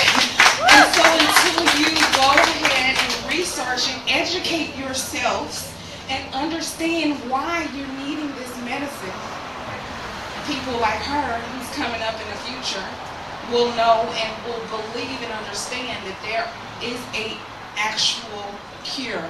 There is an actual way of life that you can take that not only supports the pharmaceutical companies, but the politicians. They can take part of something like this as well, because they are telling people the truth, and that's all we ask for.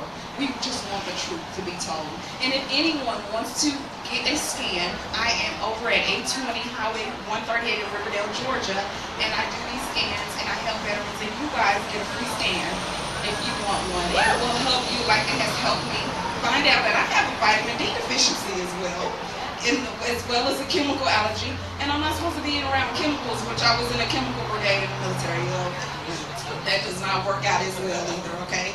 So I just want to also introduce myself. If you all have your phones out, if you all could go to the Holistic Cannabis Show. I am also a media personality, a TV personality, and Instagram social media host. We're on Fire Stick, we're cool, Facebook, and my husband and I, if he can come on up here, please, Mr. Henderson. It's okay, come on. And this man right here is the reason, like I said, why I'm here. He says, you know what, you should try cannabis. And I was like, no, cannabis is bad. You know, we were told growing up that you better not touch that stuff, we're going to go to hell. And so I found out that I was living in hell without cannabis, because now I smile and, I love life. It's like, what was I missing, So I want him to just say a couple of words. And then also, if you can like us on Instagram, follow us on the show, and the Holistic Cannabis Show. We advocate on that show for cannabis. I would love for any and everyone who wants to come on the show. If you have a product, if you want to talk about the one plant, if you want to talk about anything cannabis related, please, please, please come out. Smoke, eat, drink, and be merry. Thank you so much for this opportunity. Oh, you were just at Lambeau Field. Hold on, honey. Oh, you was at Lambeau with that? Yeah. First time ever, it was awesome. Green Bay Packers fans. And my dad grew up there, so it was, I've been hearing about it for 40 years, and I finally got to go see it, so it was pretty cool. Thank you, Dr. Henderson. We appreciate you being here as well. Thank you so much. I think we might have one more person that has something real quick they want to say. He is also a U.S. Army veteran. Stephen George, come on up here. We're going to make this real short. Stephen George, I'm the Region 1 DBHDD Community Crisis Counselor. I cover the northern 33 counties of the state of Georgia. I'm here with some locks on anyone who is at risk or has a family or a loved member, a friend who's at risk of an opioid overdose. Be sure and get with me. Some things just to let you know. Let's see. Politically speaking, there's lots of political appointments available for the DBHDD Regional Advisory Councils. Let's see. We have the Georgia Crisis Access Line, considered the initial entry point for mental health services in the state of Georgia. Stephen, can you tell us what DBDH is? Okay, the Department of Behavioral Health Developmental Disabilities. No one knows about it unless you have some issues. Very quickly, the NIH and the CDC did a 14-year longitudinal study where they studied states who either fully legalized marijuana or passed comprehensive medical marijuana laws. In those states, in the first year, on average, the opioid death rates dropped by 28.4%, which is a statistically significant number. More strikingly, from year to year after that, the causational relationship increased. The University of Georgia replicated that study. They measured for opioid prescriptions. In that study, on average, opioid prescriptions dropped by, I believe it was 74.8% or 74%.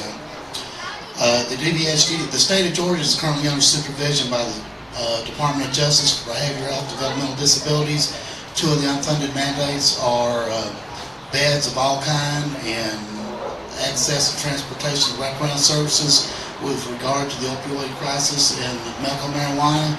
The DBHDD's policy is that medical marijuana is not approved for MAT, medicine-assisted therapy. Once that happens, they will review their policy. Having said that, I'd like to invite everyone to the COB Crisis Intervention Training Meeting, which will be Friday, November the 19th at 10 a.m. at the new Cobb County Police Academy, which is on the East-West Connector in Austell. The police have a lot of meetings. This is the meeting they want to have, and you've been invited. How awesome is that? So that'll be it. If anyone has someone who's falling between the cracks of the social service delivery system, reach out to me. Maybe we can help. Thank you. Thank you, Steve. Thank you very much. I believe that's everybody on the speaking. Oh, I'm sorry. I was going to say we're going to take a quick break. And do we have some volunteers that can help carry the casket? We have to have at least 5. Okay, I think we can probably do it then. All right. But before we take a break, I want to hand the microphone over to Melissa Kimball. Saying she'll submit it.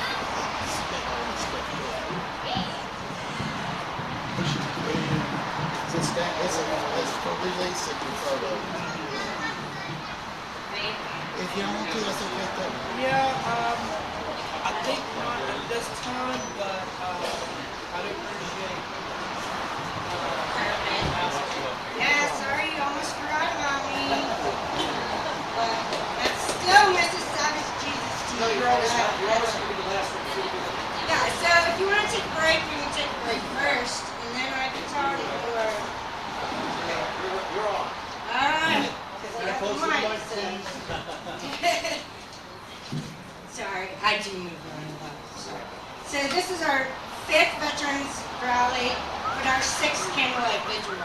So Corona might have canceled our rally last year, but Jason and I did hold a private vigil on the grounds of the VA. We lit 23 candles and a picture of the coffin. So we were all there in spirit. You guys were all there. We lit those candles to shine a light and show our love and our deep respect to touch a soul. So I'm just so excited that we got to be able to do this again this year.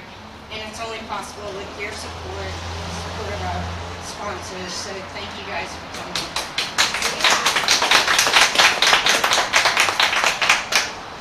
So let us pray. May the meditation of my heart and the words that I speak change your soul, touch the lost, and shine some hope. May we release some anger, heal some wounds. Father God, be with us, guide us, and show us the way. Amen. We honor the 22 veterans that commit suicide every day, the official government number. And we all know that that's the wrong number, but that's our government for you. But we represent what the number means. The number represents a veteran, a true American hero. The Hebrew alphabet is made up of 22 letters, which are used to encode the words of God. That's what it takes to be a veteran, either dead or alive. If you want to see what true divine intervention looks like, look into the eyes of a veteran. Per the Department of Defense, active duty suicide rate has hit a record high in 2020. It raised by 28%, the highest since the Pentagon started reporting in 2008. Yeah, they just started reporting in 2008. Don't know why it took so long, but at least they are recording. So I just want you to let that sink in for a minute. It is increased by 28% in active duty. So something I want you to really think about, if it's increased that much in active duty, how much is it increased in retired veterans? Don't even get me started on the alcohol and drug overdoses. Could go on. Life is already hard for our veterans, but these past 2 years, our world has been turned upside down, almost unrecognized, in total chaos. From the pandemic, the lockdown, curfews, threat of martial law, isolation, fear and panic on the news 24/7, the lockdown of churches, the election scandal, political uproar, nationwide riots, police brutality, riots at the National's Capitol, 6 Capitol police officers killed, police getting ambushed and killed, the shortage of goods, to the shipping crisis, the economical crisis, the firing of jobs, the losing of jobs, eviction, homelessness, the lines at the food bank, power outages, gas shortages, the crisis at the border, the crisis in Afghanistan. To a president that shows more remorse for a criminal than he did for 13 fallen Marines. To CDC guidelines, mask mandates, vaccine masks, having to show our vaccine cards or our papers for a corona test like I live in Nazi Germany. I might as well just pin a golden star to my chest. To the death rates on the news, to fake panic and fear that is spread on every fake news channel. Jesus Christ, Heavenly Father, fuck. No wonder our veterans are in fucking crisis. It is amazing that any veteran is still alive today.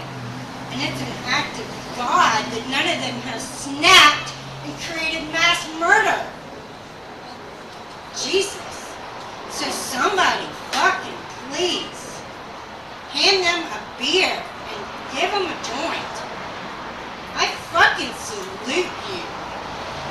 You are my heroes. Thank you. Get an amen. Fuck. Amen. Jesus said, I am the way. I am who I am. I am the truth. I will light your path and show you the way. I can heal your broken heart. Bring all your burdens to me and lay them down at the cross. Confess. Release some anger. Heal some wounds. Find some peace. The biblical meaning of falcon is freedom from slavery. To quote the great late Freddie Mercury from Queens, I have paid my dues time after time. I have sing it. I have done my sentence but committed no crime. And I know exactly what everybody needs. To quote the TikTok lady, if you haven't seen that, it's really funny. You all need to snort some lines of mental fucking help. So don't worry, James has got your coffee, I have your beer, Stephen has your naloxone, Jason knows CPR. We got you all covered. We got your 6. So, we all got some fear, anxiety, some deep wounds that we need to heal. Hell, I know I fucking do. So, I got some shit to say. And I got the mic and a platform. So, and I got the ball. So we're gonna play some football. And I don't care, suck it up, buttercups, and put your snowflake feelings aside. Because this is what needs to happen. I need the game clock stopped. I need everybody to put your footballs down. I need you to holster your weapons and put them on safety. Because I've been giving you a proven track record that I know how to play dirty football. But we're not doing that today. Please and thank you. Thank you for your patience and pineapples and champagne. I need you to remove your helmets and take a knee. Because we're about to do some class group therapy up in here, and I'm about to tell you some dirty little classified secrets. And if you missed my last speech where I told you some more dirty classified secrets, sucks for you. Guess you were a need-to-know basis back then. But, except for Stephen George, because he has a medical handicap, so I appreciate that. So, welcome to the game. Take a seat, listen up, and stay in your lane. Because I'm going to release some anger and heal some wounds. NASA and the NFL knew I was a loose cannon. A girl that has a bad mouth and always has to have the last word. Plus, I can't shut the fuck up to save my own life. So, they knew that when they released me back into general population. So it really sounds like a really bad design flaw on NASA's part if you ask me, so I blame them. Don't worry about me, because I have a presidential pardon and an NFL contract signed in blood. My code name is Falcon 22. I'm a NASA super soldier, a true trained killer, and I am absolutely terrified of myself. To be honest with you, I'm terrified of my dog too, because I'm not really sure what she is or what she knows how to do. I'm a classified soldier, and according to the United States military, it does not exist. And you're sure as hell right, I got a red phone line and I know how to use it. But I don't even have to dial a number. I can just use my superpowers to connect to them. My channel is B103.22. My code words are pineapples and champagne, and they mean I love you more, but I'll drink you. Remember that. I'm a 5-star general in the United States Army, a medical specialist with Marine and Air Force training and intel.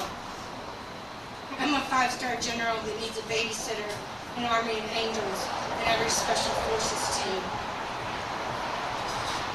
I'm a 5-star general that doesn't know where she's going, where she is most of the time, but I can do a trust building mission in record time. I'm a 5-star general that after all these years and all these missions still need NASA to prove to me that they exist. NASA and I have a love-hate relationship. After all these years, I still need my husbands, Stephen Furtick, Derek Taylor, Jason Kimball, to prove they exist, that they're still there, and they'll always show up. A 5-star general that after all this time needs B103, the NFL, and angels to prove they exist and they can hear me. A 5-star general with brain damage and a permanent 1013 for everyone's protection. Someone who needs to process information over and over again a million times. No telling how many times we process this moment in time. A 5-star general that needs a fucking army, a village, NASA, the NFL, B103, angels, and tons of drugs, trillions of dollars to keep me alive in the process, and not to mention the trillions of dollars in medical and military training. I'm a 5-star general that needs NASA to medicate me all the time. And I mean all the time, just so I don't melt down brain sensor. No telling how many times I've been in a medically induced coma. After all these years, NASA has my medications down for cannot form. You guys should all be jealous because I got a better drug dealer than you. Because I've had more psychedelics than the Grateful Dead put together. It's kind of ironic.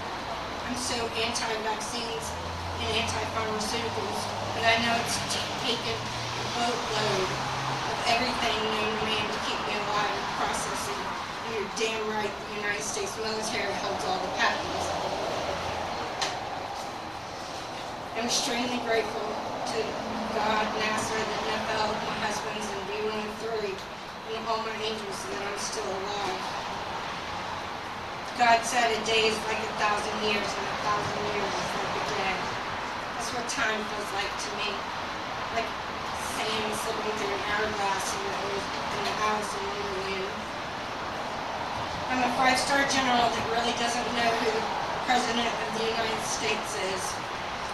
Only know who he is if it's really what year I think it is. And I'm 90% positive it's not. Hell, some days I even wonder if this country even has a fucking president.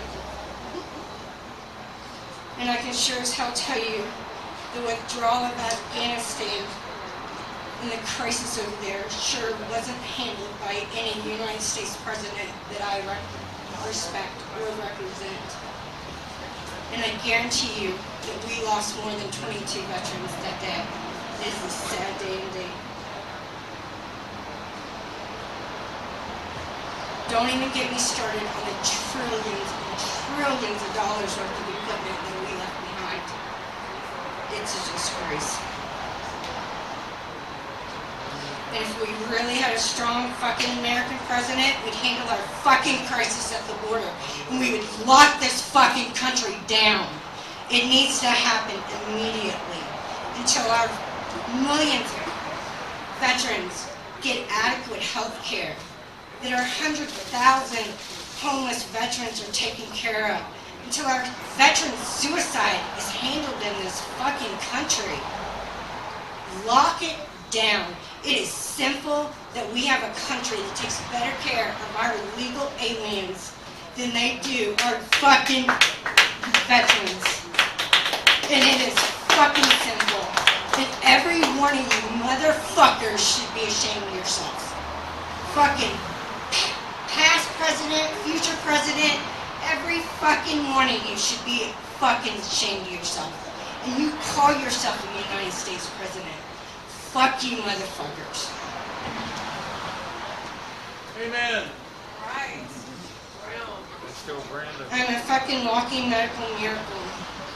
A true testament to what our military and God can do. And I am amazed we've made it this far. But I am about to have a fucking nuclear meltdown. Hell, I'm more homicidal than suicidal. I'm still on the verge of fucking homicide. I could crack it any second. And I'm gonna let you in on some more dirty little secrets. Some more southern little secrets nobody else gonna tell you. So, Billy Graham is gonna roll over in his grave, and some old little Southern Baptist bells are gonna faint. And my husband, Stephen Furtick, the greatest, most anointed pastor, second to me, of course, his heart's gonna stop. But I don't really care, so I'm going to tell you anyways. Unlike popular Southern preaching, suicide is not always the devil's work. It's not always a sin. No, big dog, don't be going misquoting me. I'm not promoting suicide by any means. But for some people, their lives and death are already planned out by God. And yes, that does include death by suicide. But let me tell you something I know about every veteran that's killed themselves. They have spent a lot of time talking with God and a lot of time talking to the devil. and God answered their prayers. They let the torture end. Sometimes it takes more courage to die than it does to live.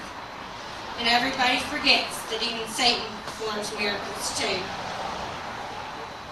And bless my little heart, my husband just fell out of his chair, but I don't care. It needed to be said, and I don't apologize because somebody needed to hear that. I've been clinically dead several times. I've met God. I have met Satan. I've spent time in all three heavens and all three hells. But heaven or hell, it's all the same. Because I'm going to tell you something else no other pastor in this world is going to tell you. That Jesus Christ, God the Almighty, and the Holy Spirit spend time in heaven and in hell. Because you can't have God without Satan. You can't have heaven without hell. You can't have good without evil. Hell, savage Jesus will roll out the red carpet for you. He'll hand you a beer and smoke a joint with you while he gives you a tour. He'll tell you all his darkest secrets and introduce you to all his pet demons because he knows them by name. And don't tell me for a split second that those 22 veterans that killed themselves every day aren't in heaven right now. Don't tell me they're sinners and they can't be buried in your fucking cemeteries.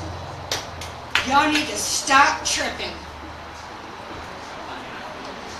Like I said, I'm a NASA super soldier, a walking miracle. I'm a 5-star general that doesn't truly feel like a soldier. One that feels so guilty that I'm alive. Feels guilt to my soul that I'm a better soldier than you, and I outrank you.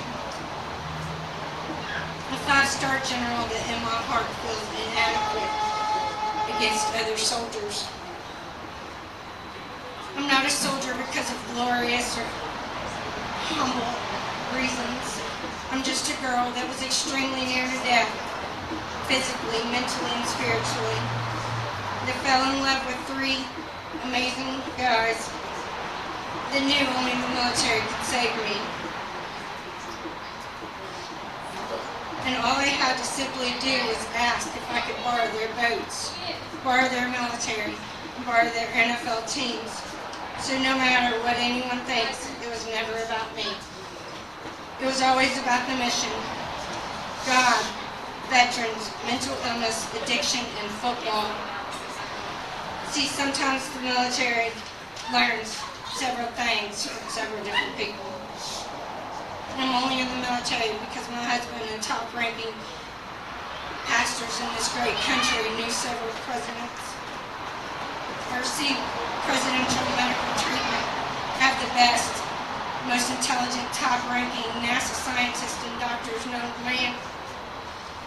Yes, I have fought my way, and I've earned my rank. I've earned my stars. I am who I am. I am what the United States military and the NFL made me. I've earned my spot on the team, but it doesn't feel the same to me. I don't feel like it matches your 6 tour duties or your 25 years of service that you've given. The real battles you have fought, the nightmares you have survived. Sure, I've been deployed several times, but I'm not really the soldier that can be dropped off in any war zone. I have to go to the most safest green zone the military knows, and I can only train with friendly fire. The military has invested too much time, energy, knowledge, intel, not to about the trillions of dollars spent on me. I'm too valuable to just be like any other soldier. So to every soldier, please forgive me. And I thank you from the bottom of my heart that you allowed me to join your ranks. I promise I will never give up, and I will always rise up. I'm an MVP NFL player. I've earned my jersey, and it doesn't matter which one I wear. And I'm convinced they're all made out of Kevlar. I'm a Falcons and Saints player for life, but I'll always be Baby Falcon first. I have the Falcons logo branded and tattooed on my purple cord. And I know if you stick me in the right place, I bleed red and black. I've made so many plays, fumbles, played so many games, and won several Super Bowl rings. You can ask yourself, why the football? And that's simple, because football players are exceptional athletes with almost superhuman abilities. No one truly understands their bodies, what their brains go through out there on the field. The amount of information our government and our military can learn from these players is endless. The amount of force that their bodies and their brains go through, sometimes some of these tackles are the equivalent to a small roadside bombing. So yes, these players are very crucial, because the more we can learn from them, the more we can learn from our veterans. If we can get them better helmets, we can get our veterans better helmets. And I needed a game. I needed something to play, something to achieve. It takes grit, strength, and anger to stay in the game.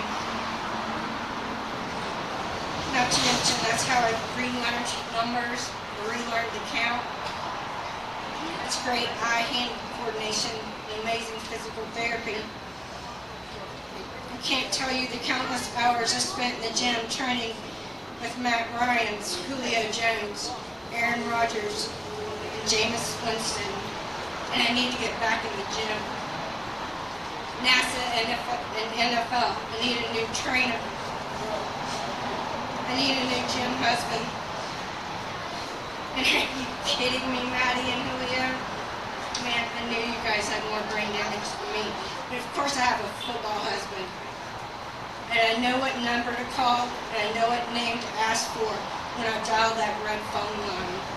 And I don't fucking apologize for dialing it, and I will dial it. I might have brain damage, but everybody knows that even I know there's a hell of a lot of crying in football. Because every breath is a yard, every heartbeat is a first and 10. Every step is a goal. Every mission is a touchdown. And every memory remembered is a Super Bowl win. But as much as the NFL has done for me and the sacrifices they have made, we also have a love-hate relationship, and I've got some fucking things to say to them. First off, Falcons, y'all need to quit giving everybody a heart attack. It is painful to watch your games. And I don't know what goes on with y'all in the locker rooms at halftime. I can't figure it out, but y'all come back and forget you're playing football. And where the hell is my gold and diamond veterans pin and all my salute service jerseys and hoodies? And don't even get me started with Blank. Arthur Blank, you really need to explain yourself why there isn't an American flag flying in the backyard at the Mercedes-Benz Stadium. I don't know how many times I've asked you, I don't know how many times we've talked about this, but there's no excuse, and I want my fucking American flag. And if you really cared about this baby Falcon, you have the American flag plus a flag for every 6 divisions of the United States military. And yes, there are 6. Don't forget about fucking Space Force, because they're new. Don't forget about them. I want my flag. And no, Matty Ice, I don't know the fucking name. The new head coach. That's a stupid question. But I agreed with the firing of Dan Quinn, and if you don't get your shit together, you're next. So, let me yell at New Orleans Saints too, because I fucking hate them too. They tackle almost as hard as the Falcons do. No, motherfuckers, I'm not sorry that it took me almost 2 years to process that I got traded to the Saints. And why the hell I didn't get flowers, cards, and a salute service and a 24-karat diamond veterans pin delivered to my house that day, I don't know. Something's wrong with y'all. Fucking who that? Whatever. Don't get me started on your stadium's COVID policy. Stupidest shit ever. I'm not getting your fucking vaccine or showing my card like I'm some Nazi Germany. So fuck you motherfuckers. I ain't coming to your stadium.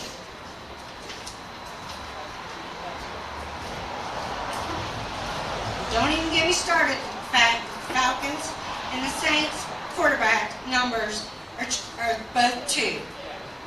And if you put them side by side, you get the number 22. Sure. Let me finish up with Green Bay. Green Bay Packers were my husband Derek Taylor's favorite team, and they'll always represent the military to me. And they're ranked number 1 in the National Football Conference, so that's right. Go fucking Packers. They don't really play dirty football or tackle me that much, but that doesn't mean I don't have anything to say. So, first and foremost, where the hell's my 24-karat diamond veterans emerald pin? Why didn't I get a Fleet Service jersey delivered to my house? And you motherfuckers better, in your stadium's backyard, have a fucking American flag with every 6th division other flags, a Green Bay Packers salute flag, and a waterfall. I ain't talking to you. Yeah, we're wrapping it up. My code name is B103.22. I've said that a million times.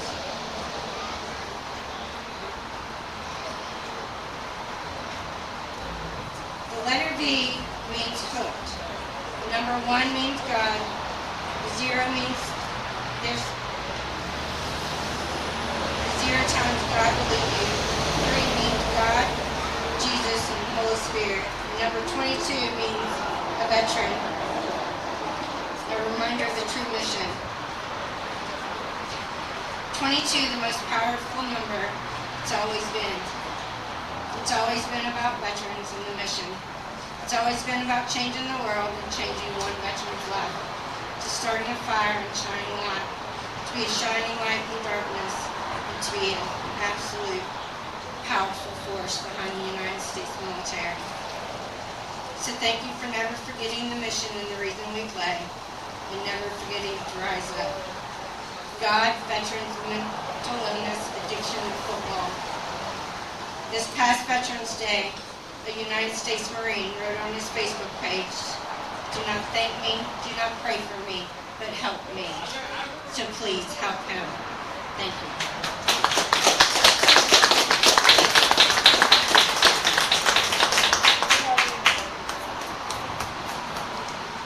Thank you, Melissa. Okay, we're going to take a quick break, and then we're going to meet over here by the casket, and we're going to do a little procession down to the VA Medical Center and set the casket up, and so come back in about 5 minutes.